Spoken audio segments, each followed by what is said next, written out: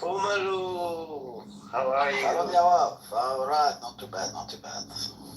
Guys, I wanted to ask, is everything quiet there today? Yes. Yeah? Except Ron doesn't feel well. What's the matter? It's not because of any popcorn. He just doesn't feel well, so No? Nir replaced him. Okay, I'm sorry. Nir is going 4 hours straight because of it. I agree. But maybe I will continue. We all appreciate that. No,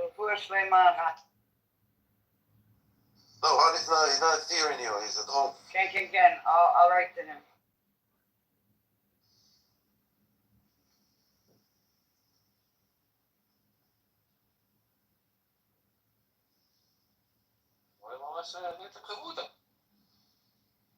כן, חבר'ה טובים יש לו. חוץ מעמוס. לא, עמוס נשמה, אני חולה עליך, עמוס. אז נשמה של חתול.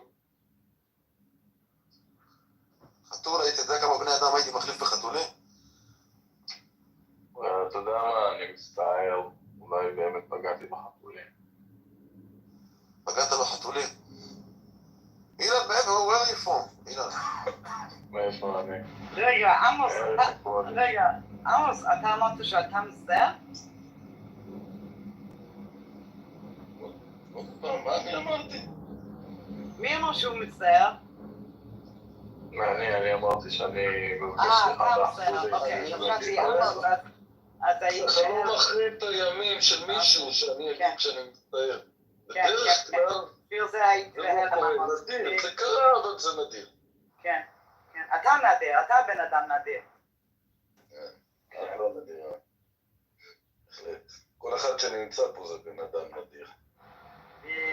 הוא איזה פילוסוף, איזה עמקות, עמוס. ממש ניטשה. רגע. אין לי סורה.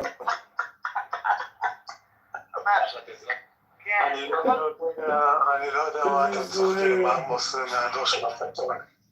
עמוס זה מהדור של אפלטון זה מהדור של הצנע. של הצנע. הילדים שלנו אמרו לאכול. בובו. בובו, לא יפה לדבר בעברית.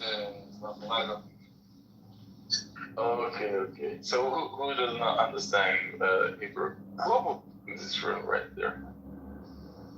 Bubu doesn't understand. Bubu and Yael don't understand Hebrew. Yeah, it does not understand. Yeah, I understand it. It does not understand. יואב, יא טרוריסט, יואב.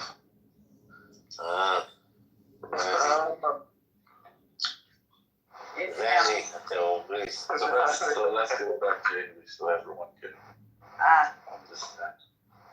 Okay, well, that should make Amos's day. Ilan, you remind me of the son of Mickey Zohar, the singer. You know him? From Kochav Nolad?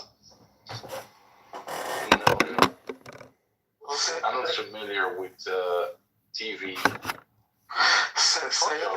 Also a bit of Eviatar Banai, Ilan, a bit.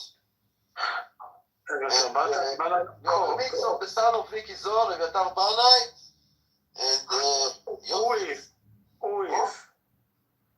You know, Ilan, Kochav Abba is really a good show. Who are you talking about? Ilan. Ilan is what? Ilan is a mix of the son of Mickey Zohar and Eviatar Banai.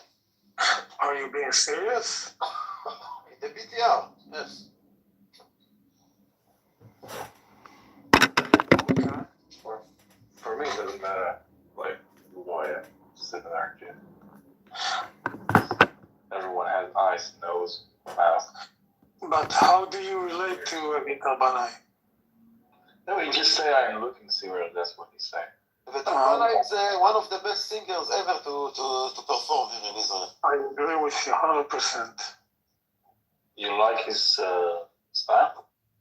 I like his first album is a masterpiece in the music, in the history of the Israeli music. Yeah. I have some songs that I actually like that he published. The whole album is a concept album, unique, and special and Sad. sad, melancholic. There is one song, יש לי סיכוי. I like this song. There are more. The whole album is perfect. Are y'all getting sick over there? No, why? No, it's not me that's coughing. Someone else. Who's coughing? I am. Mir is coughing. Oh, He's making coffee. Feel better. He's coughing. Tell him to have tea and honey. When it is coughing, you have coffee in the end. It just so happens that people who I fell out with recently that used to be my friends really hate you. And it gives me some sense of joy that I'm in rooms with you and they hate you so much. So, thank you for being so hated on that. That was so funny. Mm-hmm. Yeah, she deserves most of it. I mean, she was a bit of a dickhead to me when I first met her, but she seems to be all right these days for some reason. Who was not nice to Who you? is? Who Yeah, Oh. but she's really cool with me these days, and I don't know why. Oh, I thought you meant Amos. That's why I was laughing. Well, Amos was actually, to be fair, I always stuck up for Amos until he turned on me. Now I don't stick up for him anymore. Julia! Julia! בואי נדבר, יוליה. יוליה, בואי תעלי. חג שמח, פרזניקה. בואי תעלי, יוליה. חג שמח. יואו, את עייפה? כן, אני עייפה, יש... English. I want to watch now one more series of Twin Peaks because I watched this stuff first time. You know, I tried. That's another show I couldn't get into. You couldn't? No, I couldn't get into that. I couldn't say why. I couldn't get into that and other popular shows like Curb Your Enthusiasm, etc. Hello? I just watched it first time because I think probably I have to watch it because I didn't, and it's like a lot of people say that it's one of the best. So Hello, guys. I didn't understand who was Kill Laura. Hi, David. Hi, Julia. Welcome to the jungle. Yeah, I am the lion. David, are you Jewish? Are you Jewish? Yes. You're Jewish from where? I am from Illuminati. מה זה Illuminati? מה זה? Where is it? Do you know Illuminati? Illuminati, Amos לא עובד עליך, נו. I am a member of Illuminati. You remember of Illuminati? You know that tomorrow night I open a I room? registered in I searched in Google and I registered in Illuminati group. You know what's happened tomorrow night at 12 o'clock? Yes. I know. What do you know? What do you know? What do you know that happens tomorrow night at 12 o'clock Israeli time? What do you want to know? Oh, he's asking you. Yeah, what you want to know? He's asking you if That you know. so if you know, why should I say if you know? No, that's all secret. It's not a secret. Yeah. Yes. It is. I see the show. Yes. Illuminati group. Do you a member of Illuminati group? Exactly. Their job is to do exactly what they showed you on the movie that they told you was not real. Once again, I will say that again. Because see, all this stuff goes hand in hand with UFOs. High technology. superhuman strength, super soldiers, people with telekinesis power. Stop me. Corey, Yeah. this Corey, that's some bullshit. You don't live in real reality. Yeah, Corey, you know what I mean? That mixed martial arts shit only applies there. In real life, you will get knocked the fuck up. What are you talking about? No, I don't think y'all understand. Y'all need to take a dial back. This is crazy. Like, what if y'all talking over each other and ain't even understanding one another? And that shit is crazy. First off, the women, they feel like they are restricted due to the fact that they're being a woman in that environment. What you guys are implying is that men shouldn't be. This is how they feel, that men shouldn't be accountable generally on how they react or supposed to be in that type of environment. What they're saying is that they want protection. The whole other men accountable for being in that environment. But what you're saying is, oh, since you're a woman, you know all about this. You shouldn't be out there, yada yada yada. Of course, they acknowledge that, but hold the men accountable for that environment. We should stick up for the women in that environment and settle this. It's not about man or woman entirely, but we know what the environment is about.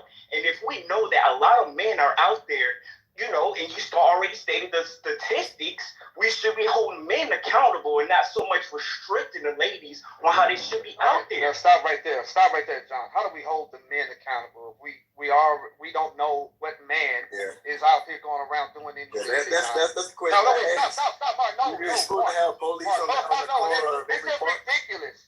And like we got Superman that are flying around and they can see through everything. Go ahead, John. How do we hold the men accountable? First off, start by this conversation. Start by this conversation and stop sitting here blaming the women for what all of these men are doing. You're restricting them. Right. So hey, John, you can start here. We're not blaming women at all. Yeah, you can start inside your household, man. You can start off with your friend group. That's how you can start. Once you start there, then it will spread everywhere. Erin, can you join the house, Erin? Good to see you again, brother. Hold on. All right, John. This is my friend group. All you men in here, stop raping women. Right. Good job. Good talk, guys. Good talk. There you go. Now you're helping the situation out. You're letting men be aware that that's not acceptable. Hold on. John, I have a question for you. John, I have a question for you. John, I have a question for you. Lion, I just want to say this to you, Lion. That's like saying, hey, guys, it's not cool to, abuse women, right? Even though you don't do it or anything, just say it ain't cool, just keep people aware. Some people might feel like it's cool to do it. But here's the thing, Nathan, here's the thing. Wait, hold up, Lion. Here's the thing. If you ask Lion right now, hey, look, like for some of these people, like if you ask Lion, if you went right now and did a poll and said, hey, if a man did the R thing to a woman in a park, should this man receive the death penalty? Lion, what would you say? Death. Oh, hell yeah. Yes. Okay. So, John, what would you say? John, what would you say?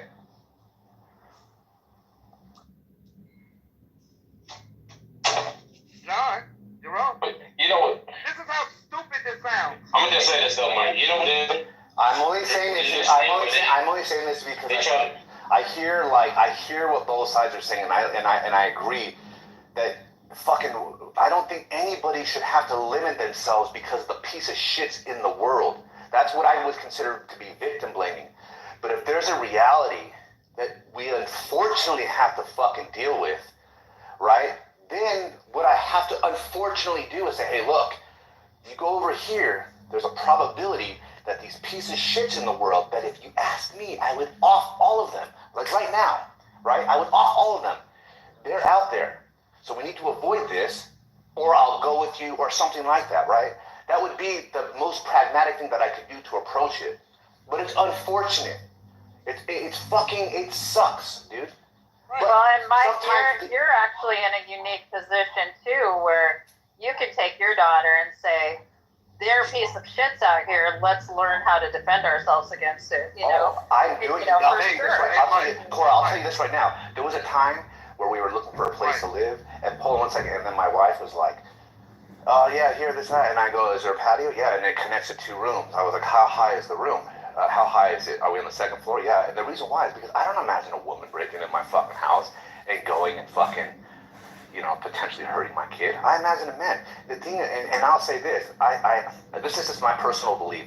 I think when a man has a daughter, they it makes them be the piece of shit that they know men, it makes them prevent themselves from being the piece of shit that they know men can be, right? It's the closest thing I can ever be afraid of to initiate this fear in my mind.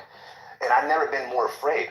So it does suck. I understand that under certain circumstances that my daughter's going to have to go through or avoid because of the fact that she's a girl, and there are people out there that have a predatory mindset that focus on the weak, right? Because predators are very fucking efficient in their fucking hunting, right? However, it's like, hey, look, at the same time, when it comes down to the voting booth, do you vote for the death penalty? Abso-fucking-lutely. For those people. So for the people that are saying, hey, I'm just wondering, would they off these people? I think Mrs. fucking made a very good thing. Shoot these motherfuckers until you have no fucking physical matter left. I'm with her. That's unfortunately the best we can do right now, because the reality is the way it is. These people are always going to be piece of shit. We're always going to have to worry about it. But let's set a precedent by fucking destroying them. It is 100% a part of human nature. It's a part of the human experience.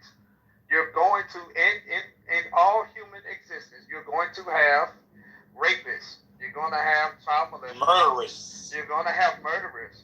You're going to have cannibals. People who eat children. All sorts of things. There's going to be all the disgusting things in society that you will never ever be able to get rid of. Exactly. What are you going to do about it? Is the repercussion so strong that it is enough of a deterrent to limit how many is going on? Understandable, we will never be able to fully eradicate these individuals, but that does not mean that you don't put the precedent out there of, if you do this, I'm going to torture you. I'm cutting off your hands. I'm cutting off your dick. We're going to parade you through town. You're going to be beaten with sticks and stones, and we're going to make an example out of you to the point where if you even think... If you think so, that's proactive. So that's reactive. That's if you do something, this is gonna happen. That's a reaction.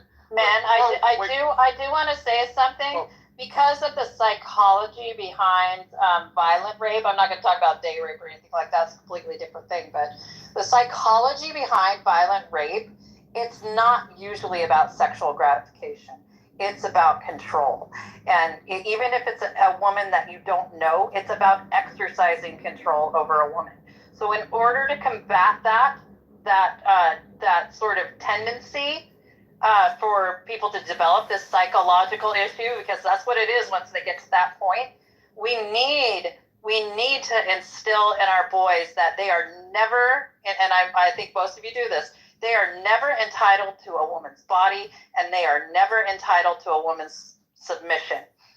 And that's what it comes down to. Okay, so do that for those group of people. What about the deranged, mentally deranged, who you can't even be into the mind? Wait. What about? Yeah, what about the mentally? Well, you cannot listen. You do all that what you're saying, but you're not gonna catch the ones who are so fucking mentally out of touch with reality that they're gonna get through. So if they're gonna get through, no amount of parading them and threatening them is gonna be a deterrent. It's not realistic. Right. It's knee-jerk.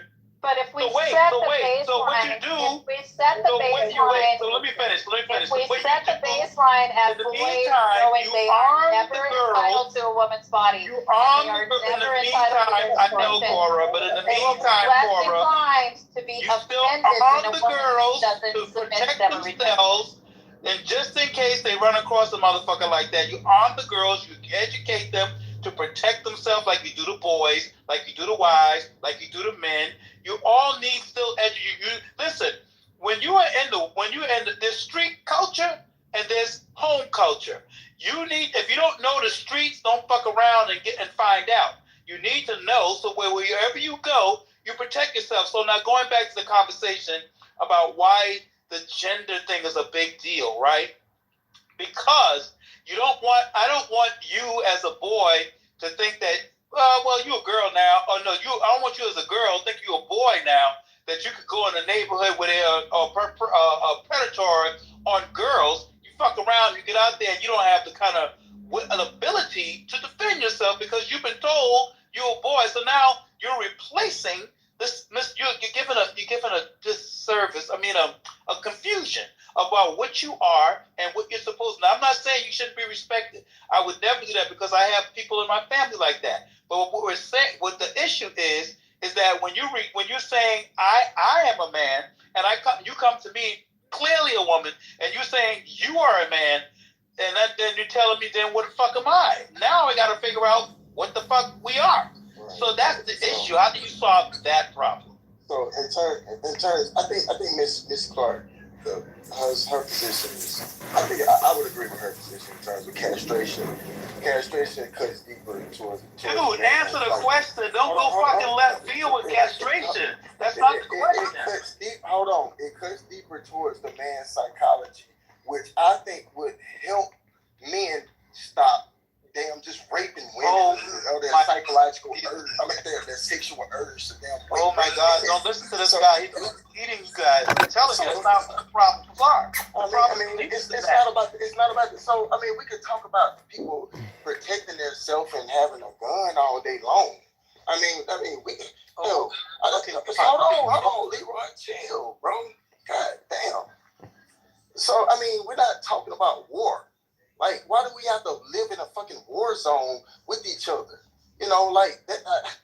I think women are acknowledging that they are aware that they are putting themselves in a position, but I don't think there's reality. Women running around with a fucking 40 cal on their fucking damn, trying to get their cardio up with a 40 cal, just to like. They just don't even mix. Yeah, you tripping. It's like women, don't listen to him. So Leroy. Can I say something? Hey, let me answer Leroy really quick. Seriously, I want to directly answer his question. So, sure. The thing is that a person's biology and their gender shouldn't matter when you come across them.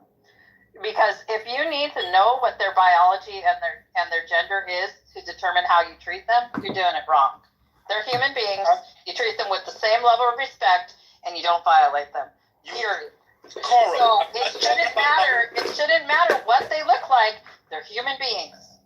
Cora, listen to me. We're not talking about mistreating another human being. I have enough decency and respect to treat everybody with the same kindness. But I'll tell you what happened to me one day to show you how fucked up things could get. So I'm sitting at a restaurant, me and my beautiful woman and some other couples there. We having a good time. And it so happens this restaurant, they have gay people coming in there. So this couple comes in there. One is a dyke. So the woman she's with is beautiful. Now, I'm a man. I look at beautiful women. My woman knows I look at beautiful women, but I don't disrespect. So I just happen to catch an eye and like, wow, just look at her because I fucking am a man. This fucking dyke turned away from her chair and tried to stare me the fuck down. The shit was comical. Like as if though she gonna stare me down because, and I'm telling my woman, do you see what's happening? She's like, I see it. I'm like, what is going on? I don't know. I just noticed her woman was beautiful. Never made her smirk or smile. My eyes made contact with her beauty. That's it. This motherfucker gonna crutch down and get into a fucking bulldog stand and try to stare me down, which had nothing to do with. I'm like, what are you doing?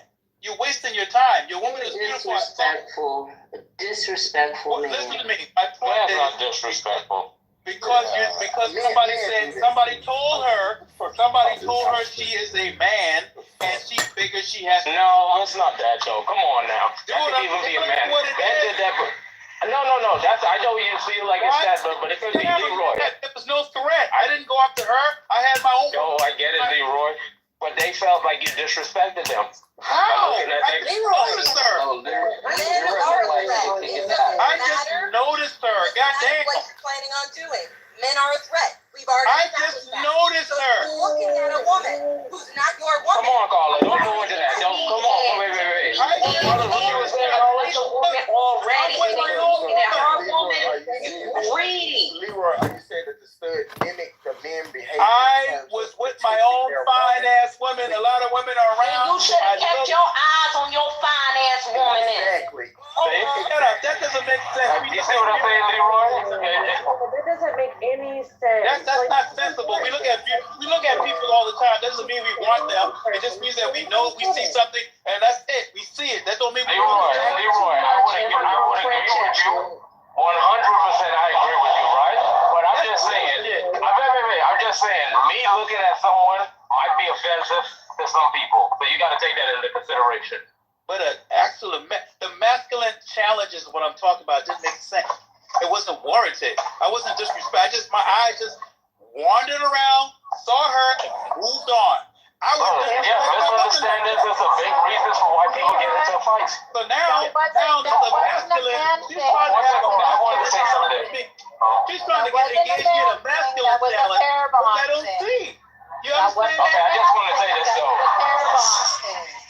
I just want to say that I think to me it didn't make sense because I'm a man and it was not. That's how she is still. That is her partner. That is her. You're not understanding what I'm talking about. If you impede on the relationships, is gonna give you. Oh, you guys are exaggerating what I'm saying. You guys are exaggerating every fucking thing I'm saying. I'm not disrespectful to my own woman who is fine. Leroy, no one's saying that. Leroy, you missing what we're saying. I'm not saying that you're doing that. I'm saying a person might assume that. That's all I'm saying. Fine, but I'm saying and that is warranted if they might assume that. But I know it's but here's the real point. I know that was the fucking woman trying to engage me into a masculine. That's how you feel about it. Yeah. That's how she did. Oh my God, that's how the fuck she did it. Leroy, you gotta understand it's your perception of the situation. It wasn't a she. It didn't make sense to me. It was laughable because it wasn't a she. Protective is okay, Leroy, I got you. I understand all of that.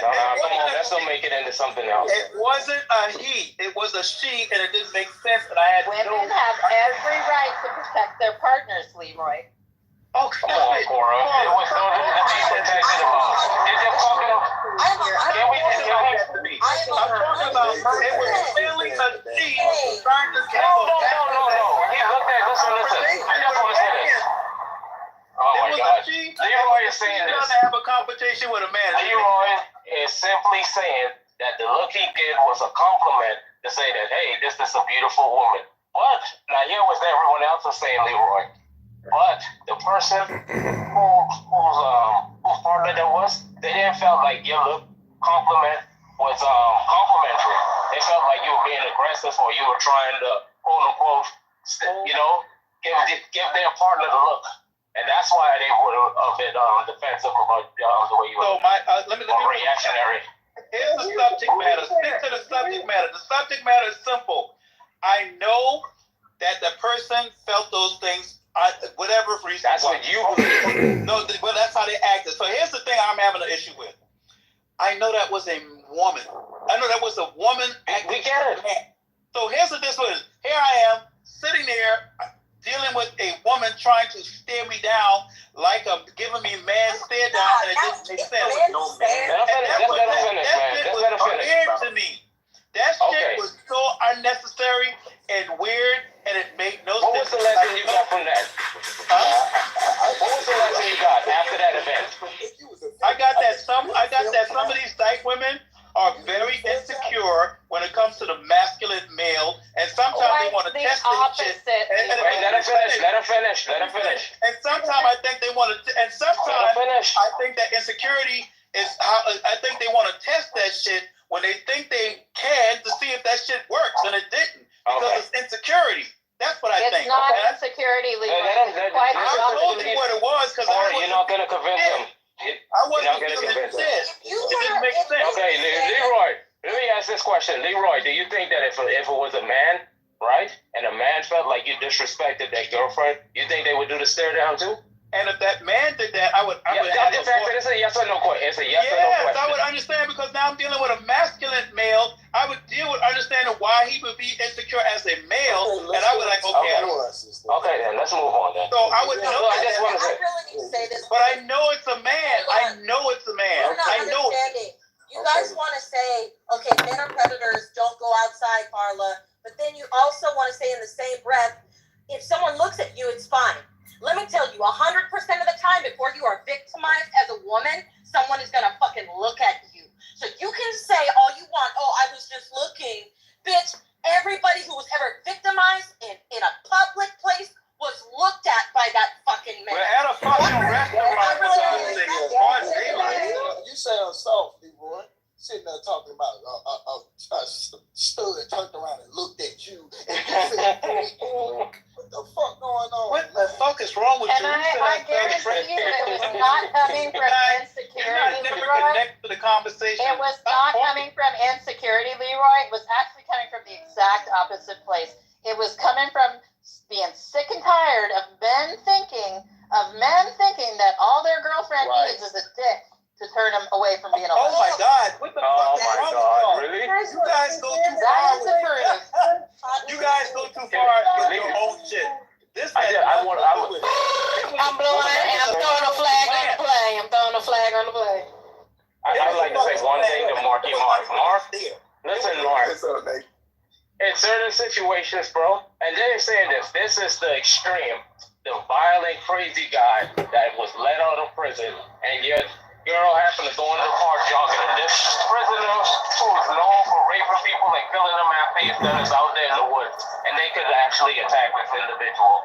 You don't think that person needs to bring a weapon with them? I think you're loading the boat on that one. No, that's the perspective they're giving you, though. And you keep on context of prison, a man for prison. It's like I mean, it's obvious what you're asking. Yeah, I want you to think about it like that instead of thinking these people are like actual people. You gotta make them into an enemy so you can understand why there is this fear, because men like that exist, though. They wasn't from prison, and it didn't have the context that you're trying to place on. They were just normal civilians. We're not talking about normal civilians. You don't get that? We're not talking about that. I don't know why you think that. They keep telling you that. For some reason, you assume that they're talking about rape. But they are, though. They're men. That's the point. Mark, we may hold on. Mark, I told you how to look at it, and you want to change it. Okay, then change it. No, I'm not. We may look at it as they're not looking at it as normal civilians in terms of just generalizing it as men. Yeah, they are generalizing it as men, but they're not saying because the majority of men don't do that. They're talking about a specific type of man. The one that would go out there and do something like that. Listen, this is other men telling you that too, Mark. And like I think, well, in terms of that, outside of the rape issue, in terms of just, protection between the partners, I think that is spread it outside.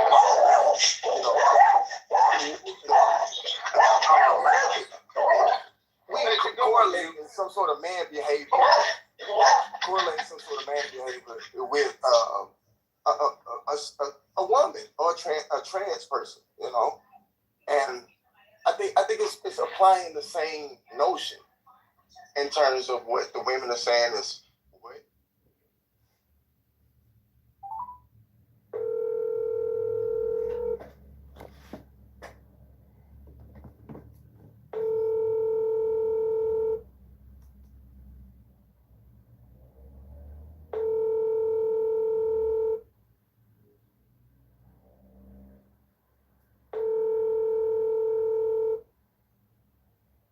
You've reached the line sellers. I'm not able to get to the phone right now.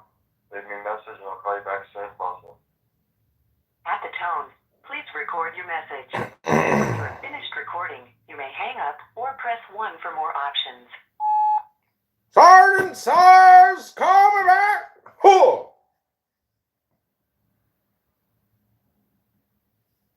Hi, Majid. How are you? Hello. How are you, brother? I hope you are having a wonderful time. Thanks. Hold on one second. I gotta make this call.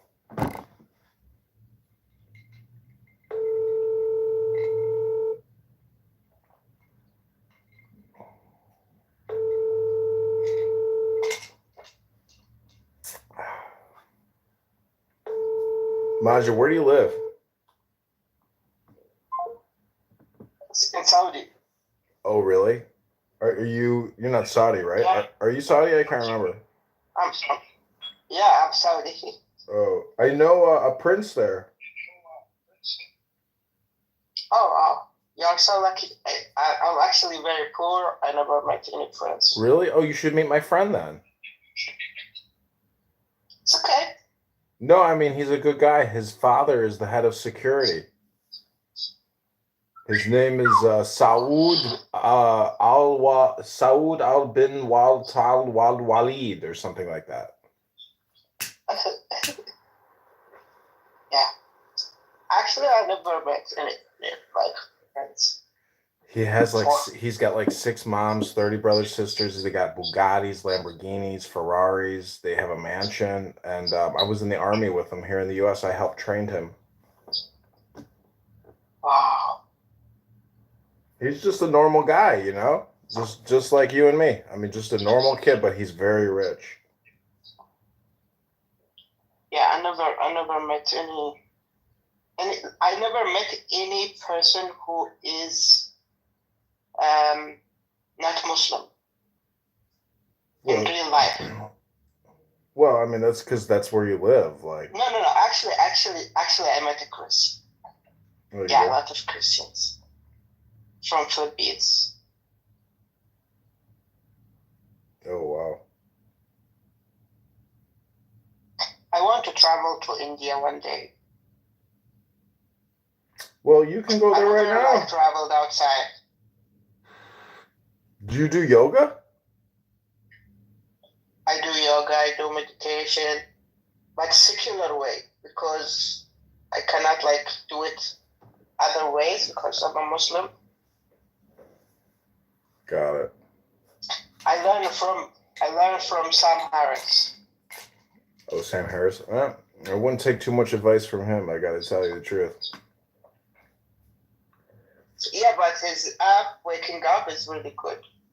Even like I disagree with him some things, but politically,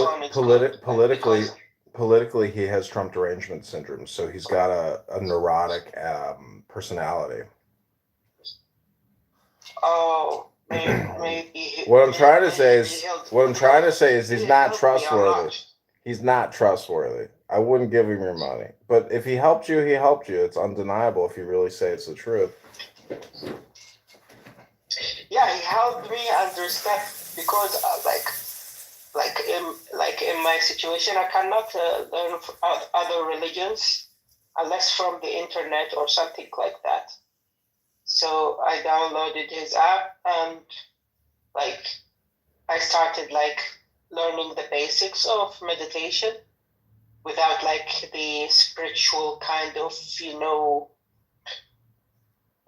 the spiritual kind of, karma or mantras or these things. It is secular way.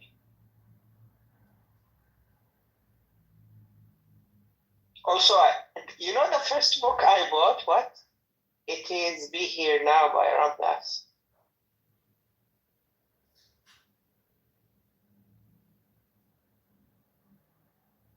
But I think Ramdas is more Hindu, not like Sam Harris. Sam Harris is more Buddhism, more secular, minimalistic way. Hinduism is more visionary. Sorry, I talked a lot.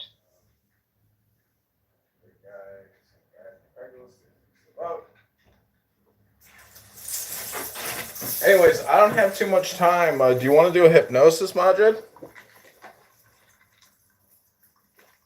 Yeah, it's okay. Do you believe in hypnosis?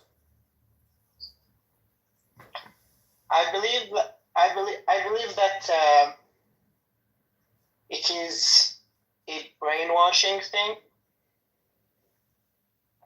but I believe that there is like positive and there is negative. Yeah. That's basically it. I think it's just like zeros and ones or good and evil or black and white. And it is, I guess, subjective, objective, objective, subjective. That's how I would say it. Yeah.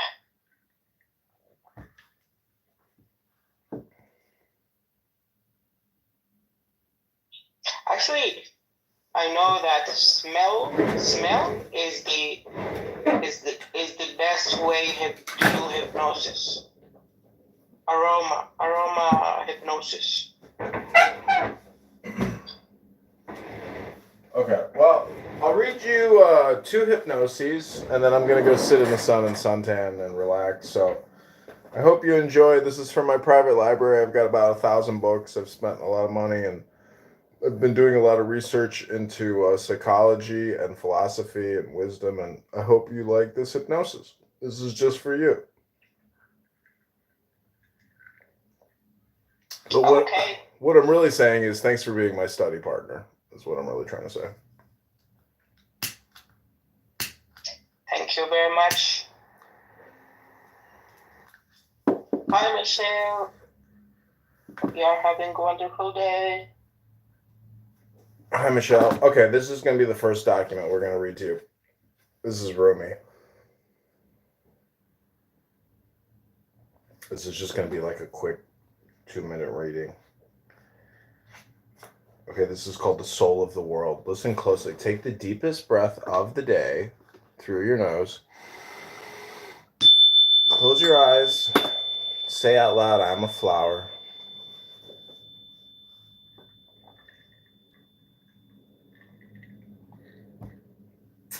This is Rumi. The soul of the world. I have circled a while with the 9 fathers in each heaven. For years I have revolved with the stars and their signs. I was invisible a while, I was dwelling with him. I was in the kingdom of Ornira. I saw what I have seen.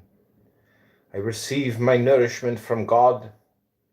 As a child in the womb, man is born once. I have been born many times. Clothed in a bodily mantle, I have busied myself with affairs, and often have I rent the mantle with my own hands. I have passed nights with ascetics in the monastery. I have slept with infidels before the idols in the pagoda. I am the pangs of the jealous, I am the pain of the sick. I am both cloud and rain. I have rained on the meadows. Never did the dust of mortality settle on my skirt, O dervish. I have gathered a wealth of roses in the garden of eternity. I am not of water nor fire. I am not of the froward wind. I am not of the molded clay. I have mocked it more. O sun, I am not Shams tabrets. I am the pure light. If thou seest me, beware. Tell not anyone what thou hast seen.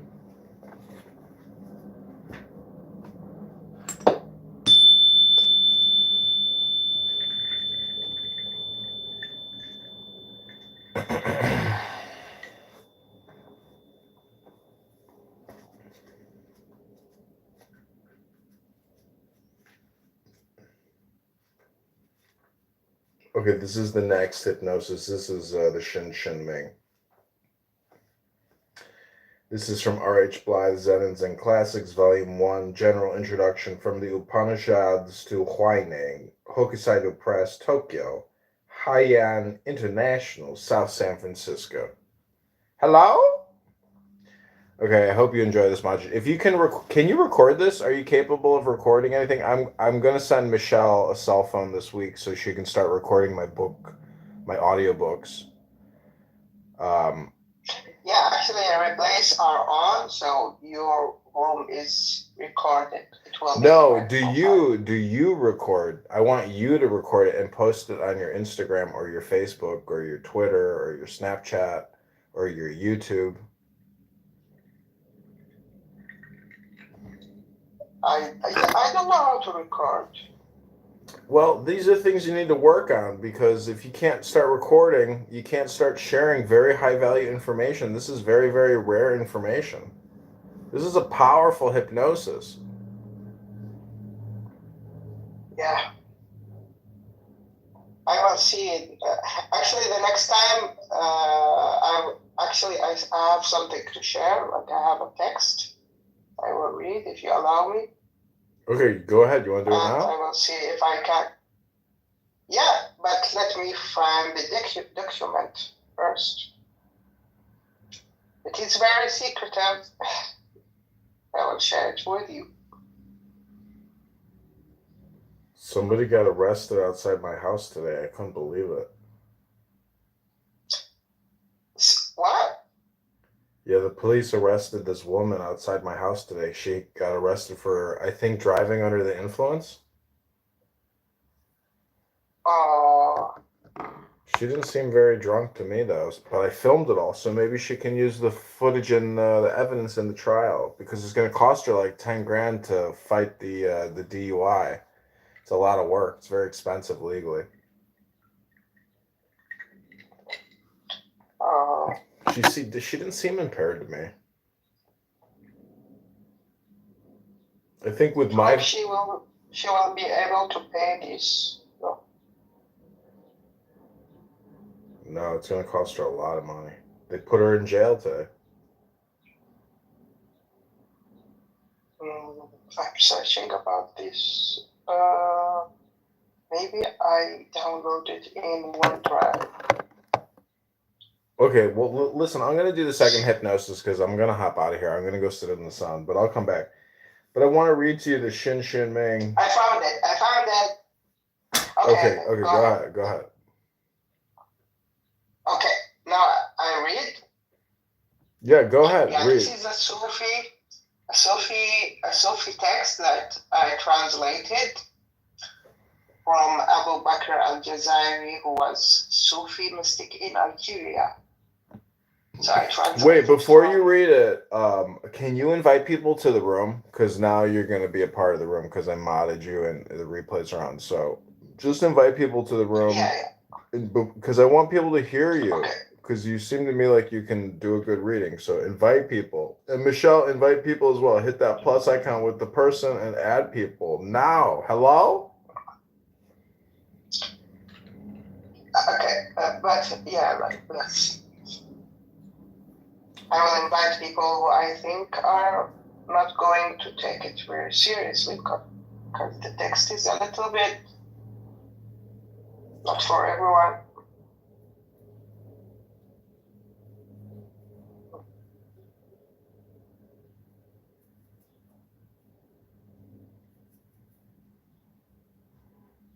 Okay. I invited the M9 people who are ready for my trick. Okay, can I read now? Yeah, Michelle, go ahead and invite people as well. And invite a lot of people. Don't just click it all until it says you can't click anymore. Don't waste your reading unless people can really hear it live, because I know it's going to be very good. Yeah, but this I don't believe in everything that is in the text. But it is really, really good text that I really spend some time translating it. Okay, should I begin? Yes, please, proceed. Okay. God, Al-Haq, the supreme reality, may he be exalted, said to me, "Do you know who you are?" I replied, "Yes, I am the non-being which is manifested by your manifestation.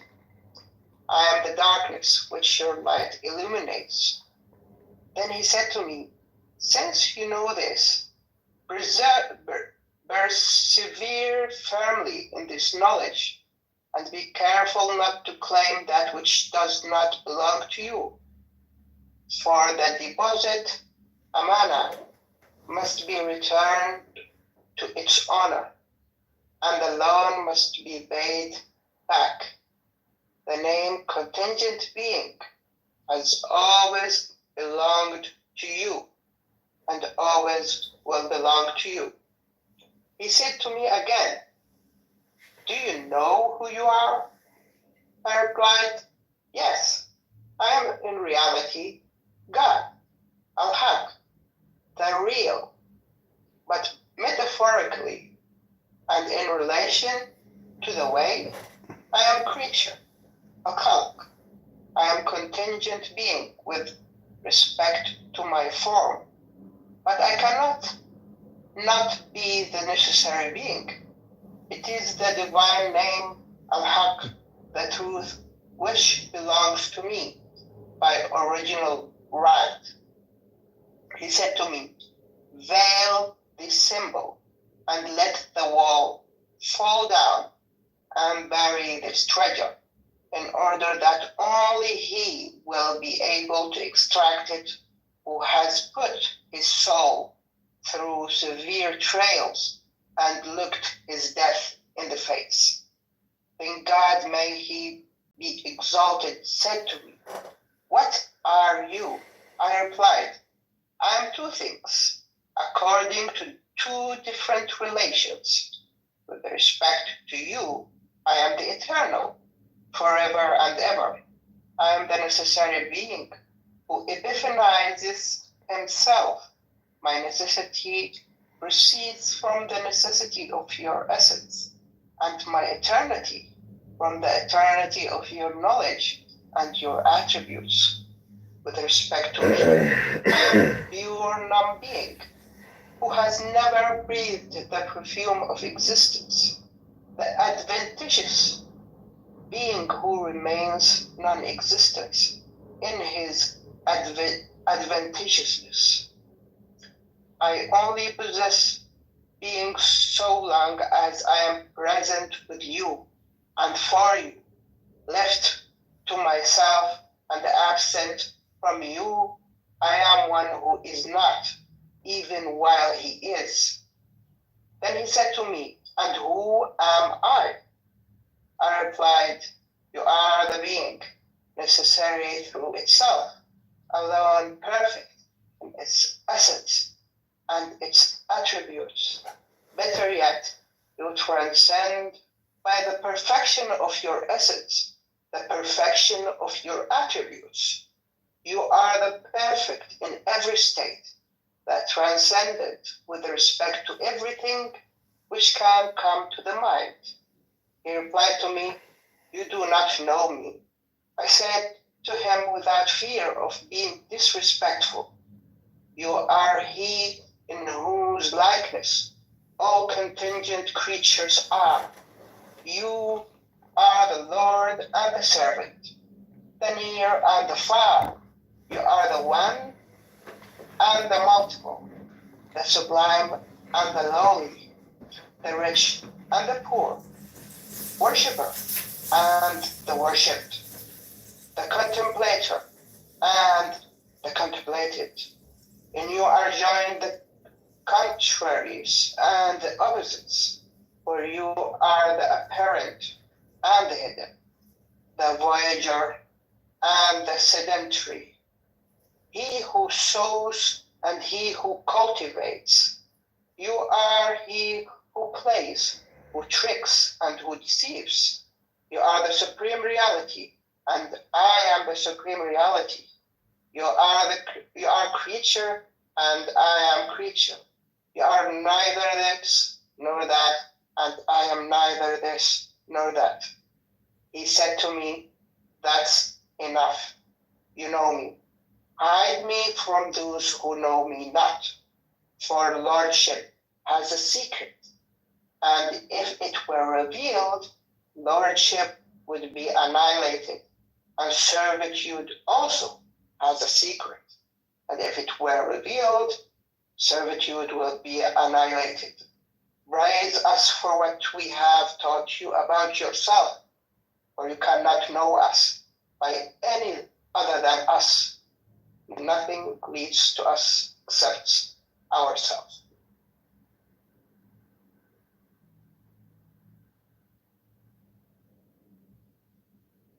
Okay.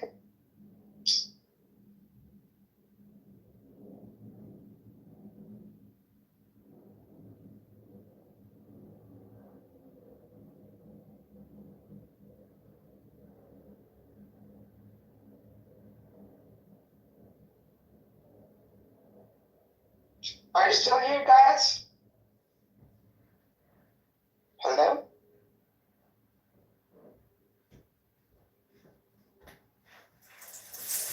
Yeah, I'm here.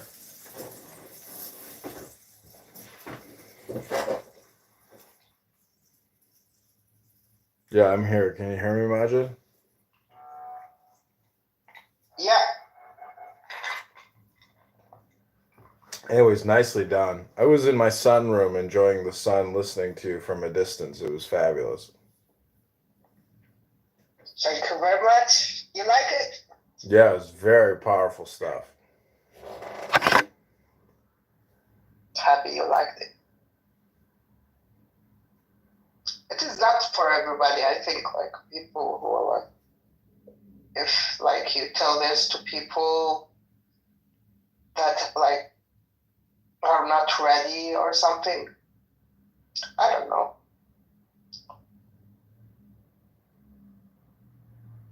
Because it might affect their mental state or something.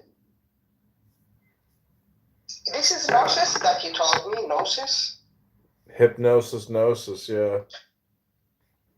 Yeah, this like Sufi mystic, like he like went into severe kind of meditation situations, and then he wrote this as if he is talking with God. Oh my God.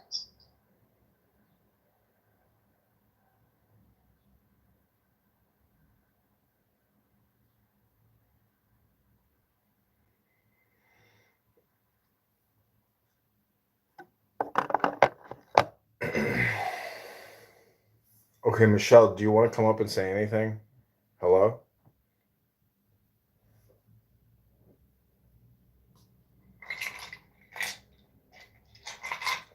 I'll be right back, Majid. I'm going to go to my kitchen. Go ahead, Michelle. Hi, Michelle. All right, Michelle, I'm going to mod you. Go ahead. I mean, say whatever you want with Majid. I'll be right back.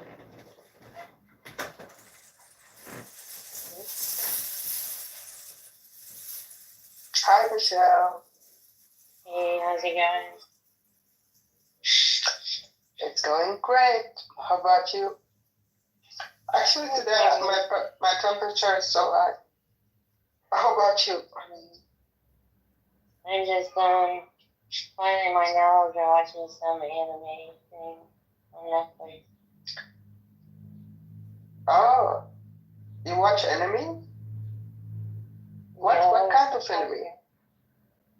I don't know. It was just something I saw, some samurai skin thing. I don't know what it is.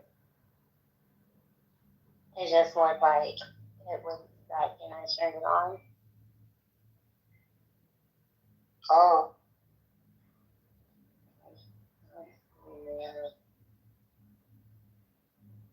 Something samurai. It like came up on, you know, when I opened Netflix, it popped up as a top. And I didn't really know what it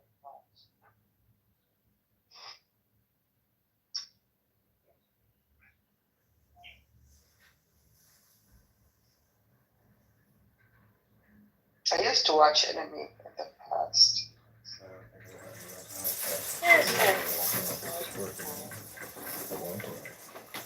Yeah, I'm very excited.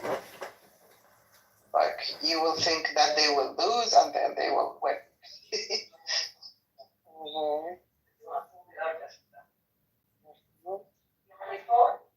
Yeah.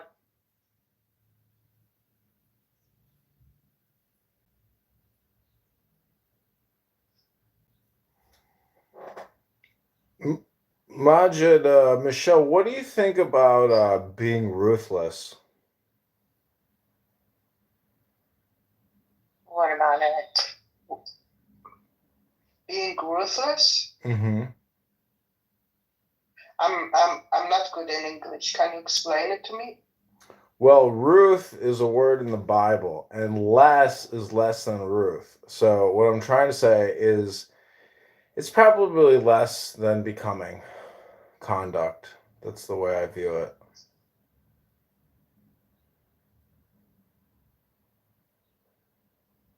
I don't know. I don't know this word. Like, let me see in Arabic. What does it mean? Can you give me the spelling? Ruthless. Let's spelling, man. Ruthless. RUTHLESS. RUT. Okay.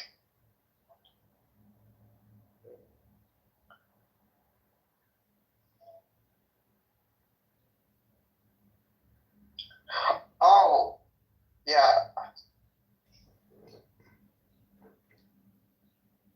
Yeah, I think it's sharp way to deal with others. Sometimes it is necessary. I think the opposite of it is mercy. Right? Yeah. Yeah, the opposite of mercy.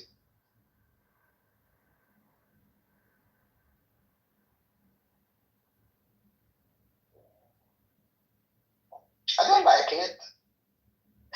I don't like it.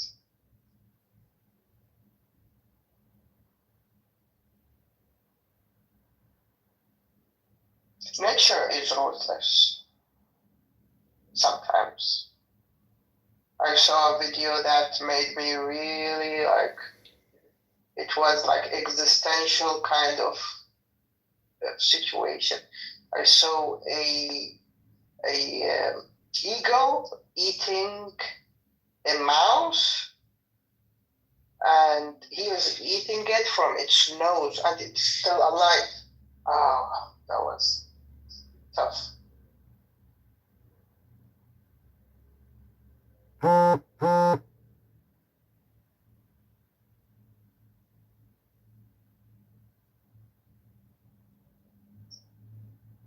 Okay, see you guys. I have to go to sleep. Okay, good night, Majid. Good night.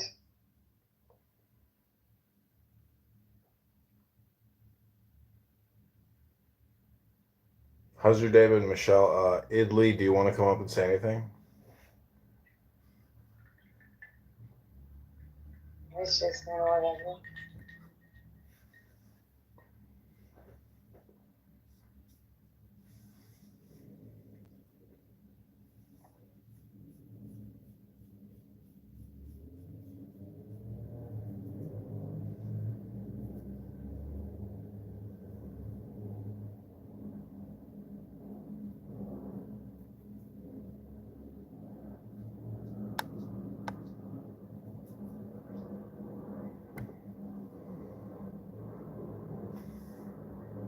What are you doing the rest of the night, Michelle?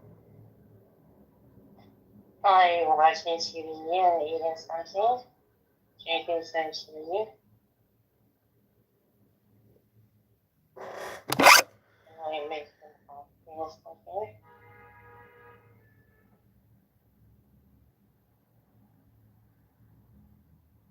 I'm gonna watch TV and go to sleep and try not to wake up angry in the middle of the night about people's emotional views.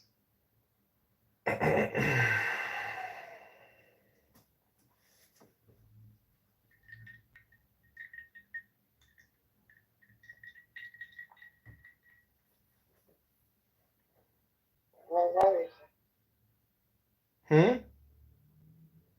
Same as everything. What? It says the same thing as every day. Same thing as every day? Yep. Do you have any favorite expressions, Michelle? Like what? You know, same as every other day. I mean, it's not like, you mean, do I say that all the time? No, I mean, is there it like I have favorite expressions like the more you think, the more you speak, the further from the truth you get. Stop thinking and your problems. Things like that. I have things in my memory that do you have anything in your memory that like you can repeat to me that is something in your memory that of that type of a thing, where it's like something you have memorized that you can say to yourself that you like? Oh, I didn't know I was going to say my favorite. One of my favorites was stop being such a mean asshole. But What? Hey, I was gonna say one of my favorite, when he said things he said, I was like, oh my, just stop being such so mean. But Stop being such an asshole. yeah, I mean, I really am continually telling people to stop being so mean, but you know, it doesn't do any good. Nobody likes people like you, and that's the whole point. That's what they look for. So how are you gonna, change somebody's life, especially if they're a sociopath, and you feel no remorse about hurting others.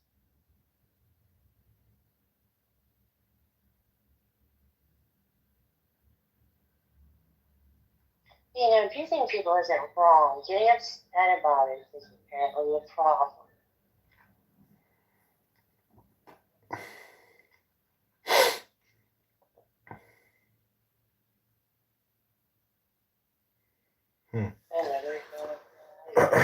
All right, well, I'm going to play an audiobook for you, and I'm going to go sit in the sun in my sunroom. So I would encourage you to listen to the audiobook. You don't have to if you don't want to, but I'm going to let it run anyways because I'm going to listen to it in the other room. But I think you'll like it. I mean, it'll be all right. It won't be new, but it'll be all right. You're not going to attack me.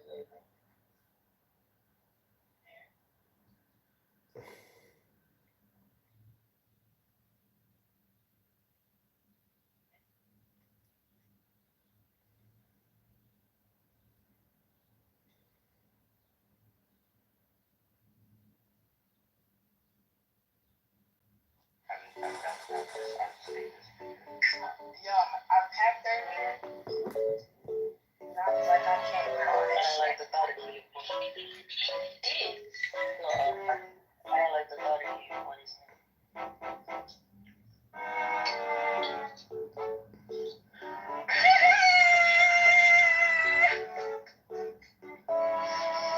Buckle up, baby, buckle up. Hey, you, I sent you something. Can you post the link up top? Look at Kim last night. I was like, it was good to me. You send me, baby. Yeah, send that, put that, post that link up top. Hey, is smoke detector ever come from here? It's for educational purposes, huh? Is smoke detector ever come from here? No. My shame is really good.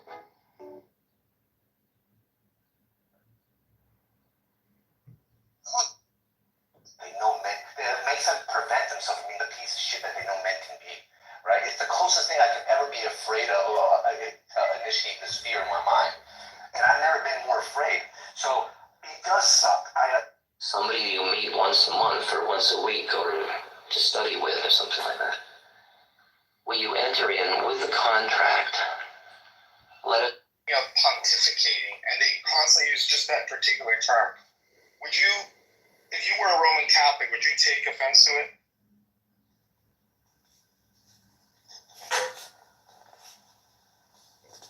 No. Be careful. I don't think so, but I'm not a Roman Catholic, so I don't really know. You know what I mean, though? You understand how that works? This is a breakfast question. If you had breakfast, how would you feel? Oh, I don't know, because I didn't have breakfast. Yeah, if you were a Roman Catholic, we know you are not. Oh, I see. No, I'm just, okay, does it offend you, Michael, if someone says, oh, that seller on the street Jewed me? I don't think it's yeah. I don't think the other one is the same as the breakfast. Pontificate is not an insult on Roman Catholics? Yes, it is. I think pontificating, and they constantly use just that particular term. Would you, if you were a Roman Catholic, would you take offense to it?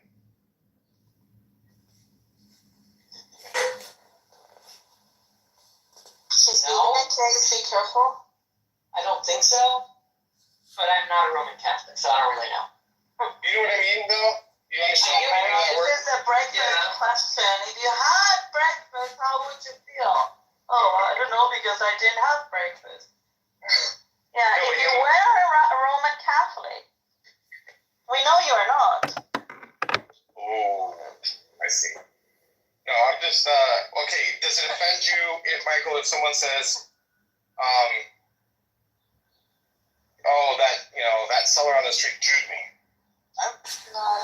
You do realize what we're doing here on Clown House is technically Dinner with Entree, aka Dinner for Schmucks, and you are all participants, including yourself. It was in the room when we talked about it the last time. Yeah, so that's why I'm saying I get the feeling that this is deja vu. Also, it is a deja vu.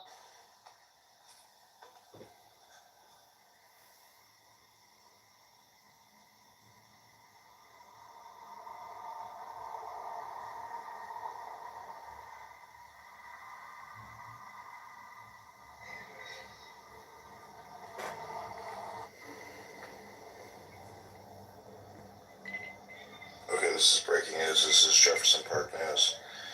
This poor woman has been detained by the police and accused of, I believe, driving under the influence. Meanwhile, it doesn't look to me like she's intoxicated, but she's a little bit old, and so I think when you do a lot of these DUI tests and you don't speak English, it's very easy to get wrapped up in a DUI very quickly, and so I just wonder what this poor woman's fate will be. She probably lives close by.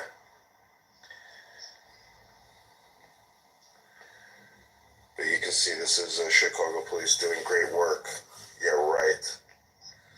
This is bullshit. It's gonna cost this woman like 10 grand, and now he's like telling her something. Is he gonna let her out of her cuffs?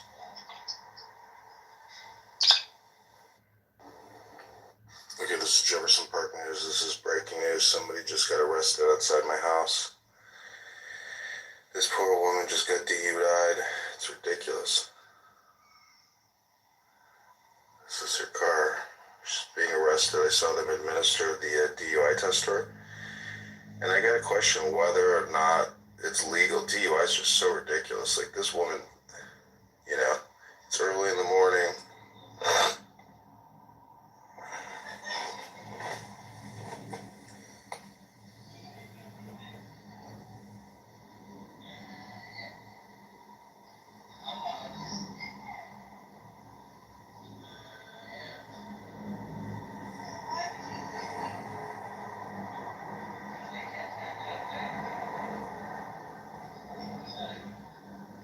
It's like his hands going up like, well, then why would you drive? Okay, this is Jefferson Park News. This is breaking. Well, as I speak, I want you to hear my tone. Need to go back to the Torah and look at the messianic prophecies and into the Injil, where the person who fulfilled those prophecies is Christ himself. Look into the stick. People are restricting goods coming on commodities into our country. America falls. I mean, America, the only... What are you talking about? Components you're saying of government. For the military, right? Not even just for the consumer. Let's say the military. Protect your rights. I said to protect your rights. The military protect your rights? Yeah, of course. I can see. Foreign invader. I can see. Exactly. So, components you're saying of government. For the military, right? Not even just for the consumer. Let's say the military. Protect your rights. I said to protect your rights. The military protect your rights? Yeah, of course. I can see. Foreign invader. I can see. Those tariffs are going to go up to match the prices in the U.S. That's exactly. But who doesn't benefit from that? The consumer. Why raise tariffs? All you're doing is you're trying to make a competitive. There was just an earthquake in Taiwan. Imagine if the earthquake was even worse. It's like what would happen to our ships? To maintain that your own. Is an independent force that exists outside of people, that acts upon people. I really believe that. I've experienced it a lot. And it's obvious. And what vessel do they choose? The weak. It's weak men and women who are instruments of evil. The weaker the leader, the more evil that leader will be. So and unfortunately we've reached a time in American history where every leader is either a woman. So I don't know how, but I was like, all these people are controlled. They're all, got weird sex lives, and all these things are hiding, and they're being blackmailed by the intel agencies. And he said, and I'm quoting, I know. I was like, okay, so at this point we're sort of admitting that's real. Like, why do we allow it to continue? Having people compromise thing, God, that's an old story. It's the the oldest story. J. Edgar Hoover. It's all of them. It's Epstein's Island. It's everything. But look, I don't have any. I'm telling you, what's the phrase the finance guys use? Open kimono. Like, I'm actually telling you all I know. I don't know anything else. Right. But I know that the publicly available facts tell a really clear story, which is the government is not acting on behalf of the population, and so it's inherently illegitimate because its only legitimacy derives from the citizenry. The only reason the government can do things that it does, kill people, collect money by force, all the powers that it has. So I don't know. But I was like, all these people are controlled. They're all, got weird sex lives, and all these things are hiding, and they're being blackmailed by the intel agencies. And he said, and I'm quoting, I know. It's like, okay, so at this point we're just sort of admitting that's real. Like, why do we allow it to continue? Having people compromise thing, God, that's an old story. It's the oldest story. J. Edgar Hoover. It's all of them. It's putting kiddie porn on their computer. Right. Members of Congress are terrified of the intel agencies. I'm not guessing at that. They've told me that, including people on the intel committee, including people who run the intel committee, the people whose job it is to oversee and keep in line these enormous secretive agencies whose budgets we can't even know. They're black budgets. They're the parents. The agencies are the children.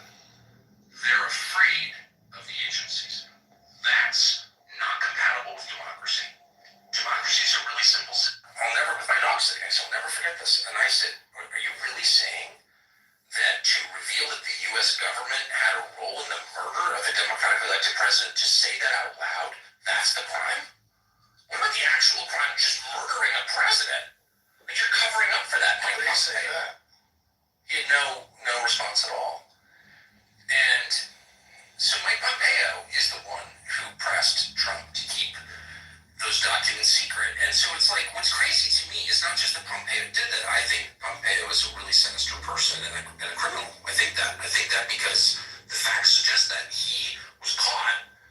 Yahoo News, Mike Isikoff wrote a long piece on this several years ago. His employees went to Mike Isikoff and said, hey, Mike Pompeo was plotting to murder Julian Assange, who's never even been charged with a crime in the United States, as CIA director. That's illegal. You're not allowed. Federal employees are not allowed to just kill people they don't like. Okay, just set the baseline here. With my dog sitting next, I'll never forget this. And I said, are you really saying that to reveal that the U.S. government had a role in the murder of a democratically elected president, to say that out loud, that's the crime? What about the actual crime, just murdering a president? Like, you're covering up for that. Why would you say that? He had no response at all. And so Mike Pompeo is the one who pressed Trump to keep those documents secret. And so it's like, what's crazy to me is not just that Pompeo did that. I think Pompeo is a really sinister person and a criminal. I think that because the facts suggest that he was caught. Yahoo News, Mike Isikoff wrote a long piece on this several years ago. His employees went to Mike Isikoff and said, hey, Mike Pompeo was plotting to murder Julian Assange, who's never even been charged with a crime in the United States, as CIA director. That's illegal. You're not allowed. Federal employees are not allowed to just kill people they don't like. Okay, just set the baseline here. With my dog sitting next, I'll never forget this. And I said, are you really saying that to reveal that the U.S. government had a role in the murder of a democratically elected president, to say that out loud, that's the crime? What about the actual crime, just murdering a president? Like, you're covering up for that. Why would you say that? He had no response at all. And so Mike Pompeo is the one who pressed Trump to keep those documents secret. And so it's like, what's crazy to me is not just that Pompeo did that. I think Pompeo is a really sinister person and a criminal. I think that because the facts suggest that he was caught. Yahoo News, Mike Isikoff wrote a long piece on this several years ago. His employees went to Mike Isikoff and said, hey, Mike Pompeo was plotting to murder Julian Assange, who's never even been charged with a crime in the United States, as CIA director.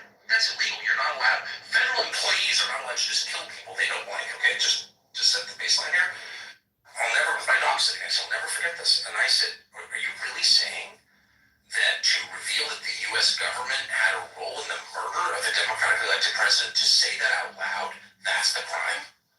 What about the actual crime, just murdering a president? Like, you're covering up for that. Why would you say that? He had no no response at all.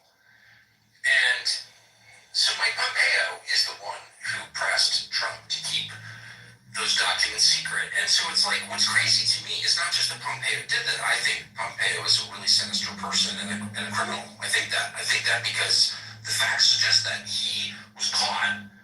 Yahoo News, Mike Isikoff wrote a long piece on this several years ago. His employees went to Mike Isikoff and said, hey, Mike Pompeo was plotting to murder Julian Assange, who's never even been charged with a crime in the United States, as CIA director. That's illegal. You're not allowed. Federal employees are not allowed to just kill people they don't like, okay? Just set the baseline here. I'll never, with my dog sitting next, I'll never forget this. And I said, are you really saying that to reveal that the U.S. government had a role in the murder of a democratically elected president, to say that out loud, that's the crime? What about the actual crime of just murdering a president? But you're covering up for that. Why would you say that? He had no response at all.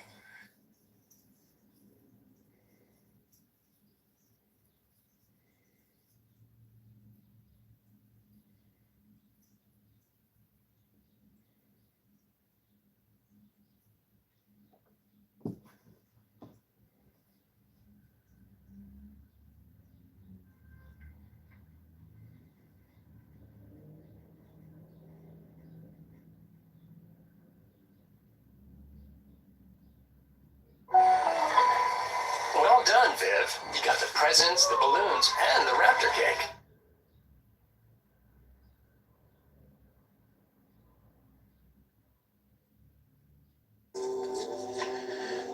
Okay, Michelle, you still here?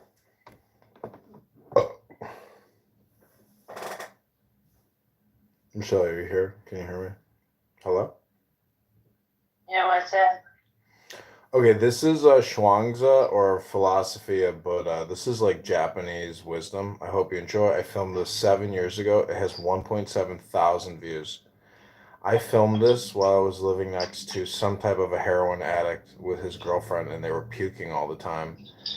And I was totally sober, I believe. And I record. Yeah, I'm pretty sure I was totally sober, and I was working for this advertising technology company. But I recorded this in my shitty little 1-bedroom with all my possessions, and I had sold my RV at this point. And I tell you the truth, I never should have sold that RV. I should have just stayed in the RV and used it as my apartment, and never moved into this little fucking shit shack. But it was what I did, and to this day I still regret it, and it hurts.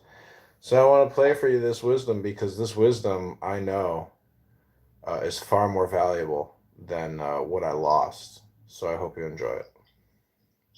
The way of Shuangzi, readings from Shuangzi. The useless tree. Huizu said to Chuang, I am a big tree, the kind they call a stink tree. The trunk is so distorted, so full of knots, no one can get a straight plank out of it. The branches are so crooked you cannot cut them up in any way that makes sense. There it stands beside the road, no carpenter will even look at it. Such is your teaching, big and useless. Shuangzi replied, have you ever watched the wildcat crouching, watching his prey? This way it leaps and that way, high and low, and at last lands in the trap? But have you seen the yak? Great as a thundercloud, he stands in his might. Big, sure, he can't catch mice. So for your big tree no use? Then plant it in the wasteland in emptiness. Walk idly around, rest under its shadow. No axe or bill prepares its end.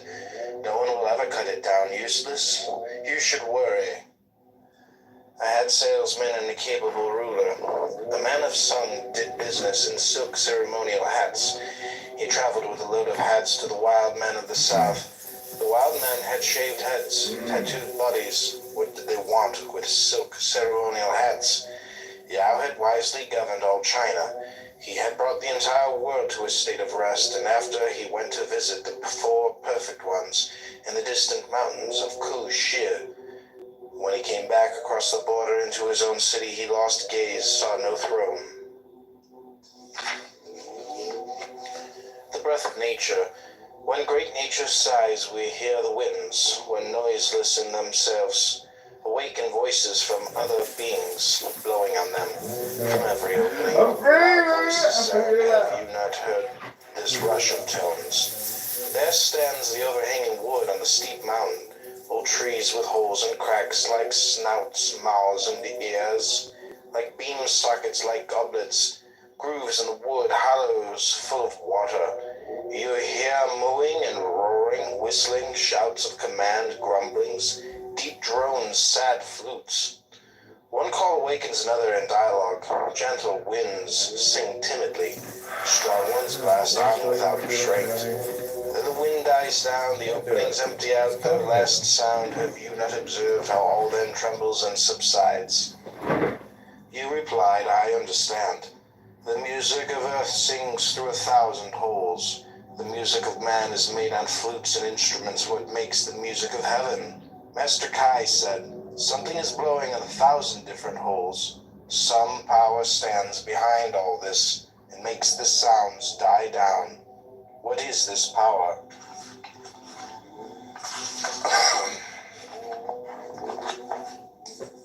Great knowledge sees all in one.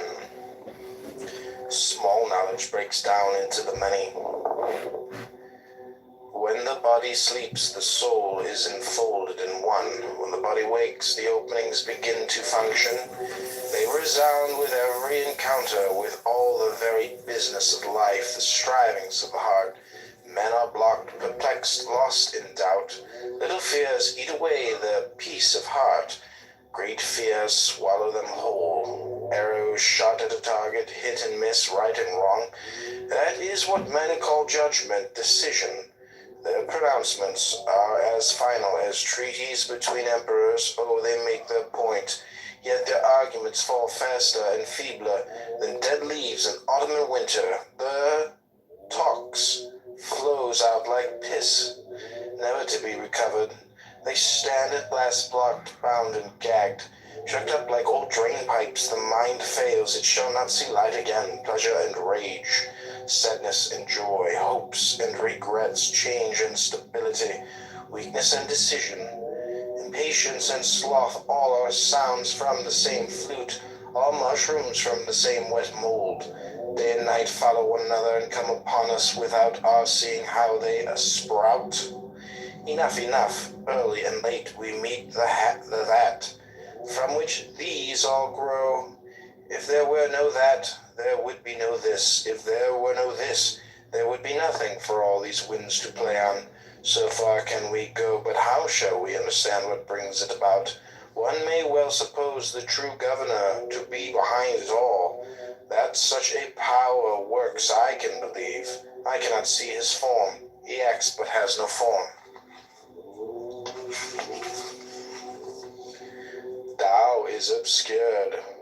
When men understand only one of a pair of opposites, or concentrate only on a partial aspect of being, then clear expression also becomes muddled by mere wordplay, affirming this one aspect and denying all the rest. Hence the wrangling of Confucians and Maoists. Each denies what the other affirms, and affirms what the other denies. What use is this struggle to set up no against yes and yes against no, but to abandon this hopeless effort and seek true light? There is nothing that cannot be seen from the standpoint of the not I, and there is nothing which cannot be seen from the standpoint of the I. If I begin by looking at anything from the viewpoint of the not I, then I do not really see it, since it is not I that sees it. If I begin from where I am and see it as I see it, then it may be also become possible for me to see it as another sees it. Hence the theory of reversal, that opposites produce each other, depend on each other, and complement each other. However this may be, life is followed by death, death is followed by life. The possible becomes impossible, the impossible becomes possible. Right turns into wrong, and wrong into right. The flow of life alters circumstances, and thus things themselves are altered in their turn. But disputants continue to affirm and deny the same things they have always affirmed and denied, ignoring the new aspects of reality presented by the change in conditions. The wise man, therefore, instead of trying to prove this or that point by logical disputation, sees all things in the light of direct intuition. He is not imprisoned by the limitations of the eye, for the viewpoint of direct intuition is that of both I and not I, as he sees that on both sides of every argument there is both right and wrong. He also sees that in the end they are reducible to the same thing once they are related to the pivot of Tao. When the wise man grasps this pivot, he is in the center of the circle, and there he stands while yes and no pursue each other around the circumference. The pivot of Tao passes through the center where all affirmations and denials converge. He who grasps the pivot is at the still point from which all movements and oppositions can be seen in their right relationship. Hence he sees the limitless possibilities of both yes and no, abandoning all thoughts of imposing a limit or taking sides. He rests in direct intuition. Therefore I said, better to abandon disputation and seek the true light. 3 in the morning, when we wear out our minds stubbornly, clinging to one partial view of things, refusing to see a deeper agreement between this and its complementary opposite, we have what is called 3 in the morning. What is this 3 in the morning? The monkey trainer went to his monkeys and told them, as regards your chestnuts, you are going to have 3 measures in the morning and 4 in the afternoon. At this they all became angry, so he said, all right, in that case I will give you 4 in the morning, 3 in the afternoon. This time they were satisfied. The 2 arrangements were the same in that the number of chestnuts did not change, but in one case the animals were displeased and in the other they were satisfied. The keeper had been willing to change his personal arrangement in order to meet objective conditions. He lost nothing by it. The truly wise man, considering both sides of the question without partiality, sets them both in the light of Tao. This is called following 2 courses at once.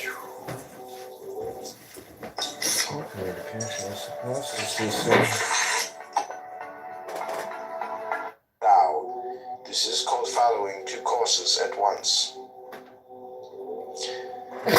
Cutting up an ox.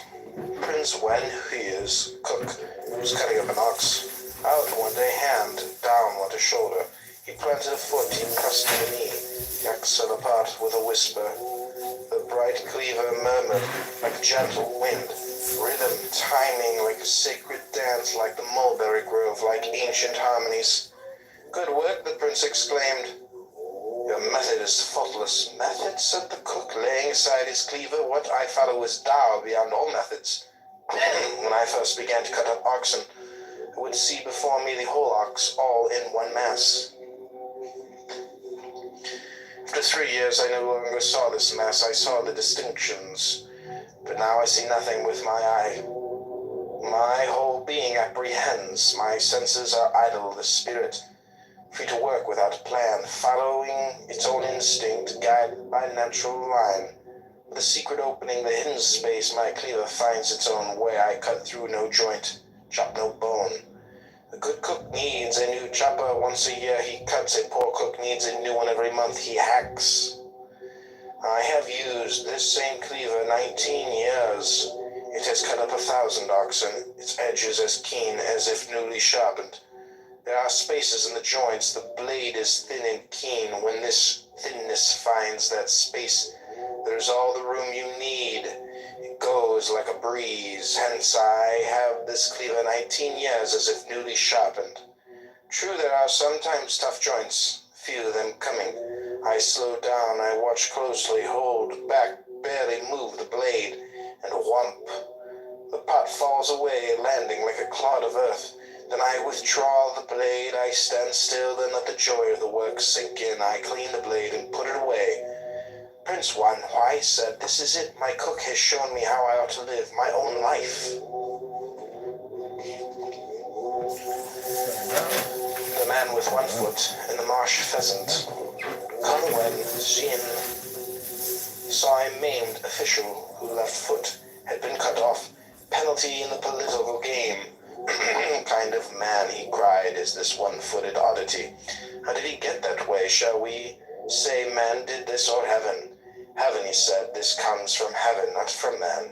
When heaven gave this man life, it willed he should stand out from others and sent him into politics to get himself distinguished. See, 1 foot. This man is different. The little marsh pheasant hopped 10 times to get a bite of grain. She must run 100 steps before she takes a sip of water, yet she does not ask to be kept in a hen run.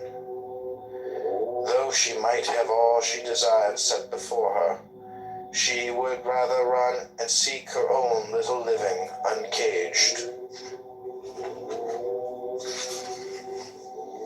The fasting of the heart, Yan Huai, the favorite disciple of Confucius, came to take leave of his master. Where are you going? Asked Confucius. I am going to Wai. And what for? I have heard that the Prince of Wai is a lusty, full-blooded fellow and is entirely self-willed. He takes no care of his people and refuses to see any fault in himself. He pays no attention to the fact that his subjects are dying right and left. Corpses lie all over the country like hay in a field. The people are desperate, but I have heard you, master, say that one should leave a state that is well governed and go to one which is in disorder. At the door of the physician there are plenty of sick people. I want to take this opportunity to put into practice what I have learned from you and see it if I can bring about some improvement in conditions there. Alas, said Confucius, you do not realize what you are doing. You will bring disaster upon yourself. Tao has no need of your eagerness, and you will only waste your energy in your misguided efforts. Wasting your energy, you will become confused and then anxious. Once anxious, you will no longer be able to help yourself. The sages of old first sought Tao in themselves, then looked to see if there was anything in others that corresponded with Tao as they knew it. But if you do not have Tao yourself, what business have you spending your time in vain efforts to bring up corrupt politicians into the right path?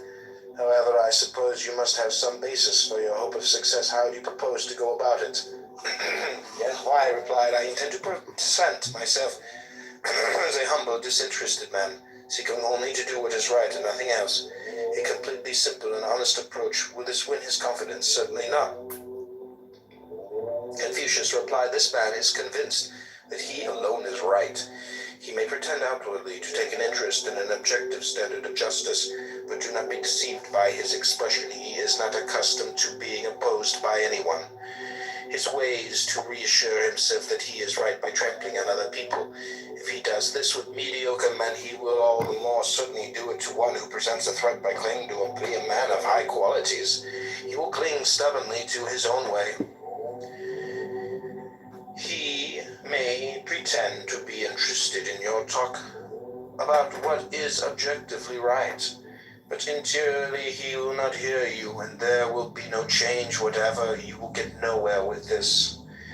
Yan Huai then said, very well, instead of directly opposing him, I will maintain my own standards interiorly, but outwardly I will appear to yield. I will appeal to the authority of tradition, to the examples of the past. He who is interiorly uncompromising is the son of heaven, just as much as my ruler. I will not rely on any teaching of my own, and will consequently have no concern about whether I am approved or not. I will eventually be recognized as perfectly disinterested and sincere. They will all come to appreciate my candor, and thus I will be an instrument of heaven in their midst. In this way, yielding in obedience to the prince as other men do, bowing, kneeling, prostrating myself as a servant should, I shall be accepted without blame. Then others will have confidence in me, and gradually they will make use of me, seeing that I desire only to make myself useful and to work for the good of all men. Thus I will be an instrument of men. Meanwhile, all I have to say will be expressed in terms of ancient tradition. I will be working with the sacred tradition of the ancient sages. Though what I say may be objectively a condemnation of the prince's conduct, it will not be I who say it, the tradition itself. In this way I will be perfectly honest, and yet not give offense. Thus I will be an instrument of tradition. Do you think I have the right approach? Certainly not, said Confucius. You have too many different plans of action. When you have not even got to know the prince and observed his character, at best you might get away with it and save your skin, but you will not change anything whatever. He might perhaps superficially conform to your words, but there will be no real change of heart. Yan Huai then said, "Well, that is the best I have to offer. Will you, master, tell me what you suggest?" "You must fast," said Confucius. "Do you know what I mean by fasting? It is not easy, but easy ways do not come from God." "Oh," said Yan Huai, "I'm used to fasting. At home we were poor. We went for months without wine or meat. That is fasting, is it not?" "Well, you can call it observing a fast if you like," said Confucius, "but it is not the fasting of the heart." "Tell me," said Yan Huai, "what is fasting of the heart?" Confucius replied, "The goal of fasting is inner unity. This means hearing, but not with the ear, hearing, but not with the understanding, hearing with the spirit, with your whole being. The hearing that is only in the ears is one thing. The hearing of the understanding is another. But the hearing of the spirit is not limited to any one faculty, to the ear or to the mind. Hence it demands the emptiness of all the faculties, and when the faculties are empty, then the whole being listens. There is then a direct grasp of what is right there before you that can never be heard with the ear or understood with the mind. Fasting of the heart empties the faculties, frees you from limitation and from preoccupation. Fasting of the heart begets unity and freedom. "I see," said Yan Huai. "What was standing in my way was my own self-awareness. If I can begin this fasting of the heart, self-awareness will vanish. Then I will be free from limitation and preoccupation." "Is that what you mean?" "Yes," said Confucius, "that's it. If you can do this, you will be able to go among men in the world without upsetting them. You will not enter into conflict with their ideal image of themselves. If they will listen, sing them a song. If not, keep silent. Do not try to break down their door. Don't try out new medicines on them. Just be there among them, because there is nothing else for you to be but one of them. Then you may have success. It is easy to stand still and leave no trace, but it is hard to walk without touching the ground. If you follow human methods, you can get away with deception. In the way of Tao, no deception is possible. You know that one can fly with wings. You have not yet learned about flying without wings. You are familiar with the wisdom of those who know, but you have not yet learned the wisdom of those who know not. Look at this window. It is nothing but a hole in the wall, but because of it, the whole room is full of light. So when the faculties are empty, the heart is full of light. Being full of light, it becomes an influence by which others are secretly transformed. At Domino's, order carryout online or by phone and get any one-topping pizza for $7.99 each. There were three friends discussing life. One said, "Can men live together and know nothing of it? Work together and produce nothing? Can they fly around in space and forget to exist, world without end?" The three friends looked at each other and burst out laughing. They had no explanation. Thus they were better friends than before. Then one friend died. Confucius sent a disciple to help the other two chant his obsequies. The disciple found that one friend had composed a song while the other played a tune. They sang, "Hey, Sung-Hu, where'd you go? Hey, Sung-Hu, where'd you go? You have gone where you really were, and we are here, damn it, we are here." Then the disciple of Confucius burst in on them and exclaimed, "May I inquire where you found us in the rubrics for obsequies?" This frivolous caroling in the presence of the departed, the two friends looked at each other and laughed. "Poor fellow," they said, "he doesn't know the new liturgy." Lao Tzu's wake. Lao Tan lay dead. Qin Shi attended the wake. He let out 3 yells and went home. One of the disciples said, "Were you not the master's friend?" "Certainly," he replied. "It is then sufficient for you to mourn no better than you have just done." In the beginning, Qin Shi, I thought he was the greatest of men, no longer. When I came to mourn, I found old men lamenting him as their son, young men sobbing as though for their mother. How did he bind them to himself so tight, if not by words he should never have said, and tears he should never have wept? He weakened his true being. He laid on load upon load. Load of emotion increased the enormous reckoning. He forgot the gift God had entrusted to him. This the ancients called punishment for neglecting the true self. The master came at his right time into the world. When his time was up, he left it again. He who awaits his time, who submits when his work is done. In this life there is no room for sorrow or for rejoicing. Here is how the ancients said all this in 4 words. God cuts the thread. We have seen a fire of sticks burn out. The fire now burns in some other place where, who knows, these brands are burnt out. Confucius and the Madman. When Confucius was visiting the state of Chu, along came Kya-yu, the madman of Chu, and sang outside the master's door, "O Phoenix, Phoenix, where's your virtue gone? It cannot reach the future or bring the past again. When the world makes sense, the wise have work to do. They can only hide when the world's askew. Today, if you can stay alive, lucky are you, try to survive. Joy's featherlight, but who can carry it? Sorrow falls like a landslide, who can parry it? Never, never teach virtue more, you walk in danger, beware, beware, even ferns can cut your feet. When I walk crazy, I walk right, but am I a man to imitate? The tree in the mountain height is its own enemy. The grease that feeds the light devours itself. The cinnamon tree is edible, so cut it down. The lacquer tree is profitable, they maim it. Every man knows how useful it is to be useful. No one seems to know how useful it is to be useless. Alright, this is philosophyvideos.com. We'll end it there on page 60. The Way of Chuang-Tzu by Thomas Merton. The next chapter will be The True Man.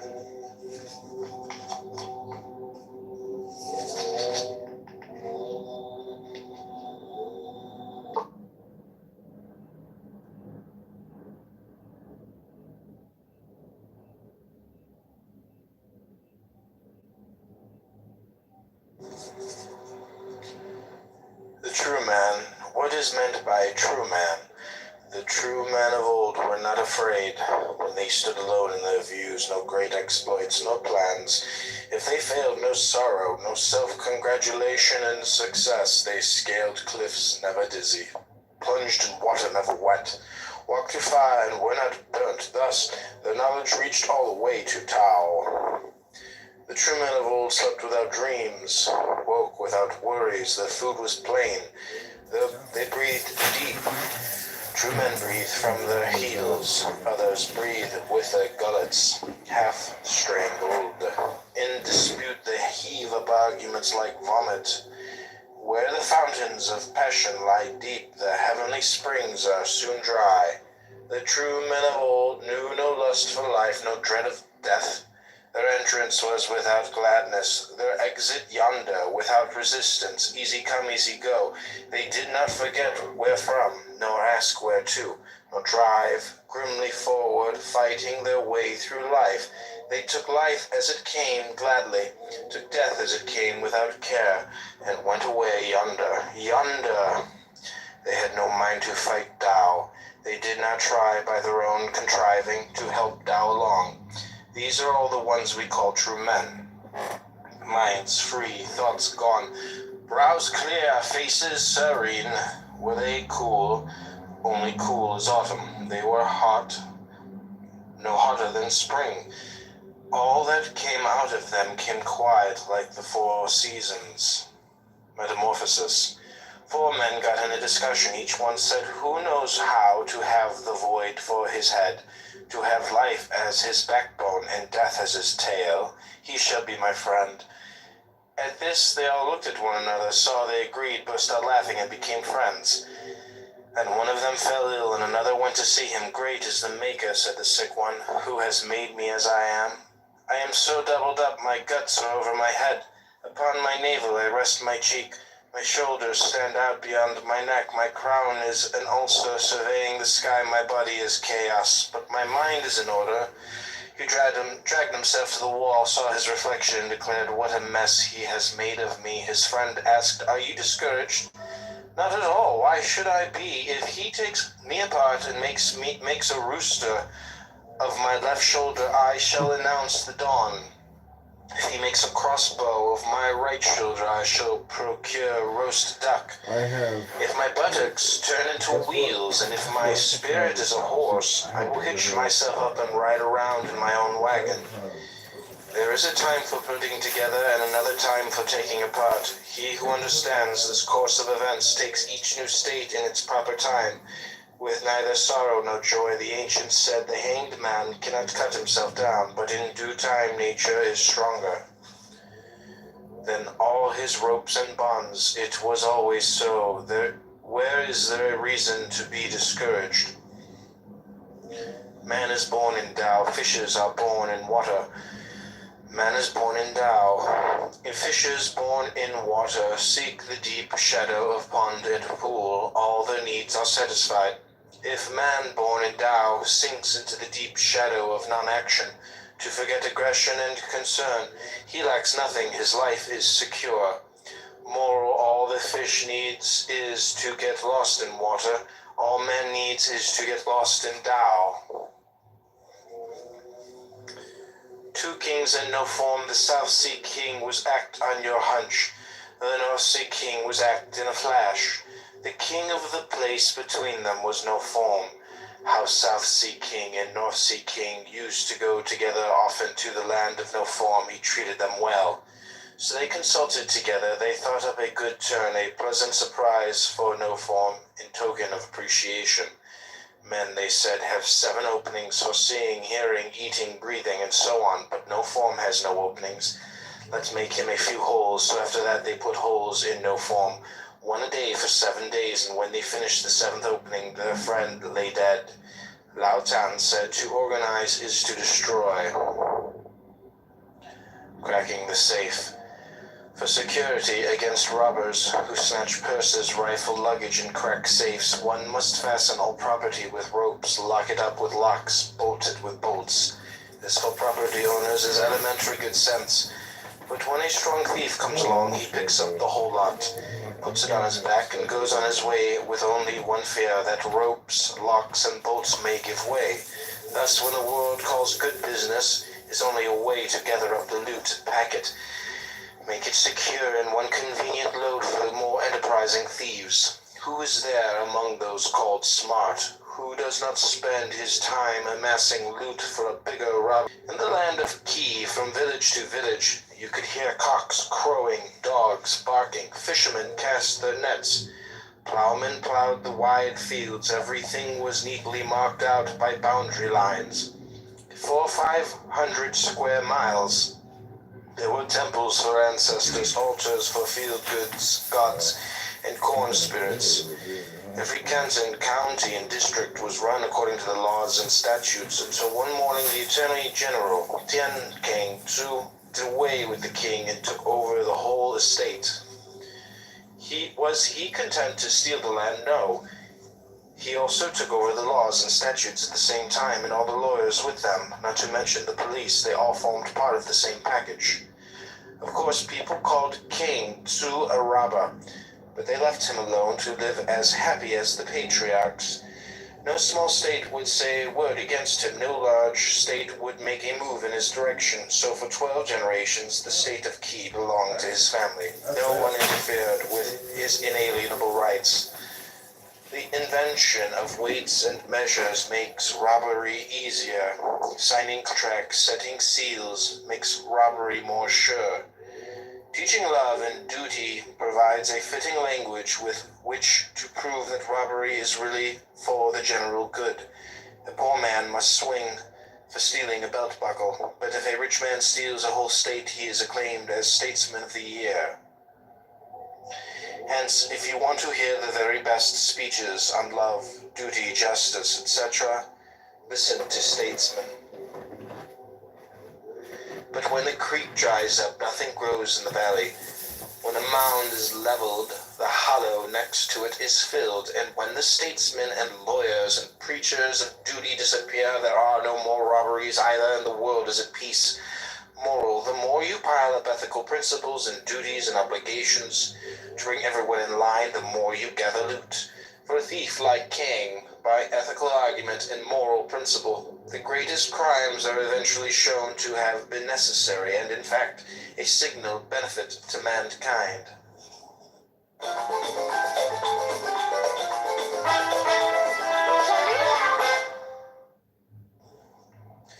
Leaving things alone. I know about letting the world alone, not interfering. I do not know about running things, letting things alone so that men will not blow their nature out of shape, not interfering so that men will not be changed into something they are not. When men do not get twisted and maimed beyond recognition, when they are allowed to live, the purpose of government is achieved. Too much pleasure? Yang has too much influence.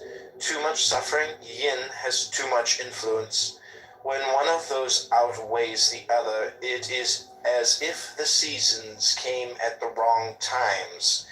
The balance of cold and heat is destroyed. The body of man suffers. Too much happiness, too much unhappiness. Out of due time, men are thrown off balance. What will they do next? Thought runs wild, no control. They start everything, finish nothing. Here competition begins. Here the idea of excellence is born, and robbers appear in the world.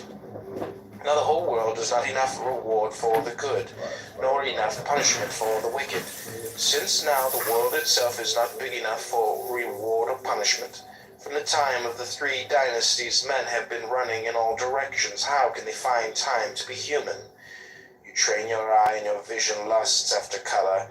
You train your ear, and you long for delightful sound. You delight in doing good, and your natural kindness is blown out of shape. You delight in righteousness, and you become righteous beyond all reason. You overdo liturgy. You turn into a ham actor, overdo your love of music, and you play corn. Love of wisdom leads to wise contriving. Love of knowledge leads to fault-finding. If men would stay as they really are, taking or leaving, these 8 delights would make no difference. But if they will not rest in their right state, the 8 delights develop like malignant tumors. The world falls into confusion since men honor these delights and lust after them. The world has gone stone blind. When the delight is over, they still will not let go of it. They surround its memory with ritual worship. They fall on their knees to talk about it, play music and sing, fast and discipline themselves in honor of the 8 delights. When the delights become a religion, how can you control them? The wise man then, when he must govern, knows how to do nothing, letting things alone, though he rests in his original nature. He who will govern will respect the governed no more than he respects himself. If he loves his own person enough to let it rest in its original truth, he will govern others without hurting them. Let him keep the deep drives in his own guts from going into action. Let him keep still, not looking, not hearing. Let him sit like a corpse, with the dragon power alive all around him. In complete silence, his voice will be like thunder. His movements will be invisible like those of a spirit, but the powers of heaven will go with them. Unconcerned, doing nothing, he will see all things grow ripe around him. Where will he find time to govern? The kingly man. My master said, that which acts on all and meddles in none is heaven.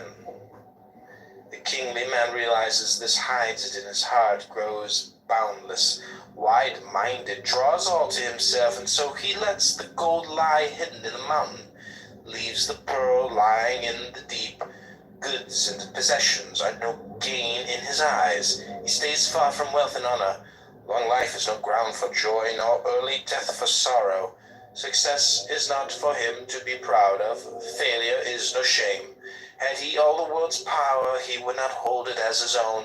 If he conquered everything, he would not take it to himself. His glory is in knowing that all things come together in one, and life and death are equal. How deep is Tao? My master said, Tao, how deep, how still its hiding place. thou, how pure! Without this stillness, metal would not ring. Stone, when struck, would give no answer. The power of sound is in the metal, and Tao in all things. When they clash, they ring with Tao, and are silent again. Who is there now to tell all things in their places? The king of life goes his way free, inactive, unknown. He would blush to be in business. He keeps his deep roots down in the origin, down in the spring. His knowledge is enfolded in spirit, and he grows great, opens a great heart, a world's refuge. Without forethought, he comes out in majesty. Without plan, he goes his way, and all things follow him. This is the kingly man who rides above life. This one sees in the dark, hears where there is no sound. In the deep dark he alone sees light. In soundlessness he alone perceives music. He can go down into the lowest of low places and find people. He can stand in the highest of high places and see meaning. He is in contact with all beings. That which is not goes his way. That which moves is what he stands on. Great is small for him, long is short for him, and all his distances are near. The lost pearl, the yellow emperor, went wandering to the north of the red water, to the Kwanlun mountain. He looked around over the edge of the world. On the way home he lost his night-colored pearl. He sent out science to seek his pearl and got nothing. He sent analysis to look for his pearl and got nothing. He sent out logic to seek his pearl and got nothing. Then he asked nothingness, and nothingness had it. The yellow emperor said, strange indeed, nothingness, who was not sent, who did not work to find it, had the night-colored pearl. In my end is my beginning. In the beginning of beginnings was void of void, the nameless.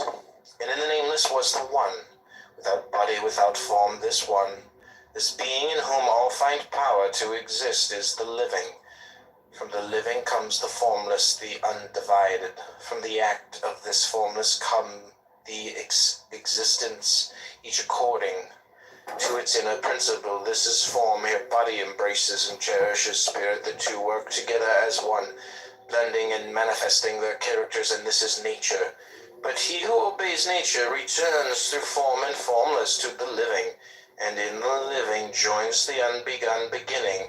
The joining is sameness, the sameness is void, the void is infinite. The bird opens its beak and sings its note, and then the beak becomes together again in silence, so nature and the living meet together in void, like the closing of the bird's beak after its song. Heaven and earth come together in the unbegun. And all is foolishness, all is unknown, all is like the lights of an idiot, all is without mind. To obey is to close the beak and fall into unbeginning. When life was full, there was no history. In the age when life on earth was full, no one paid any special attention to worthy men, nor did they single out the man of ability. Rulers were simply the highest branches on the tree, and the people were like deer in the woods. They were honest and righteous without realizing that they were doing their duty. They loved each other and did not know that this was love of neighbor. They deceived no one, yet they did not know that they were men to be trusted. They were reliable and did not know that this was good faith. They lived freely together, giving and taking, and did not know that they were generous. For this reason their deeds have not been narrated. They made no history. When a hideous man becomes a father, and a son is born to him in the middle of the night, he trembles and lights a lamp and runs to look in anguish on that child's face to see whom he resembles. The 5 enemies, with wood from a 100-year-old tree, they make sacrificial vessels, covered with green and yellow designs. The wood that was cut away lies unused in the ditch. If we compare the sacrificial vessel with the wood in the ditch, we find them to differ in appearance.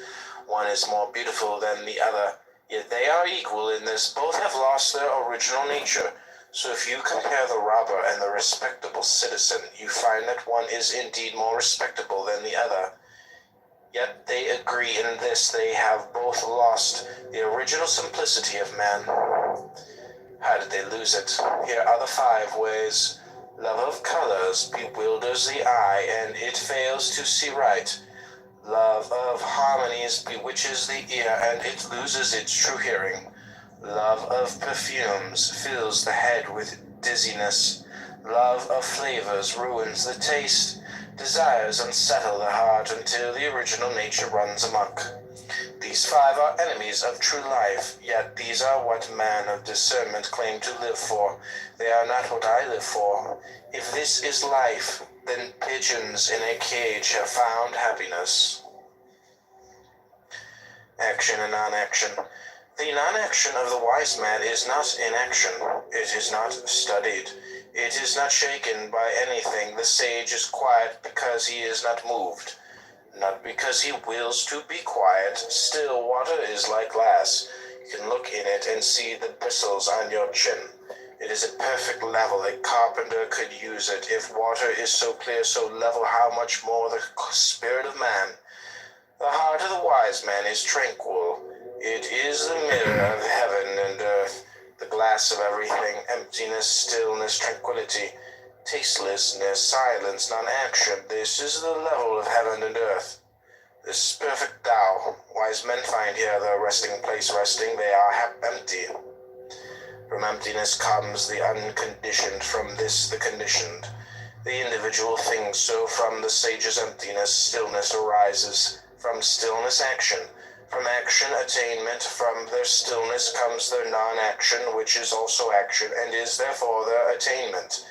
For stillness is joy. Joy is free from care, fruitful in long years.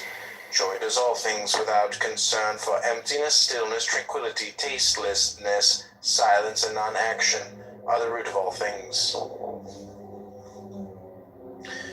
Duke Quan and the wheelwright. The world values books and thinks that in so doing it is valuing Tao. But books contain words only, and yet there is something else which gives value to the books, not the words only, nor the thought in the words, but something else within the thought, swinging it in a certain direction that words cannot comprehend. But it is the words themselves that the world values when it commits them to books, and though the world values them, these words are worthless as long as that which gives them value is not held in honor. That which man apprehends by observation is only outward form and color, name and noise, and he thinks that this will put him in possession of Tao. Form and color, name and sound do not reach to reality. That is why he who knows does not say, he who says does not know. How then is the world going to know Tao through words?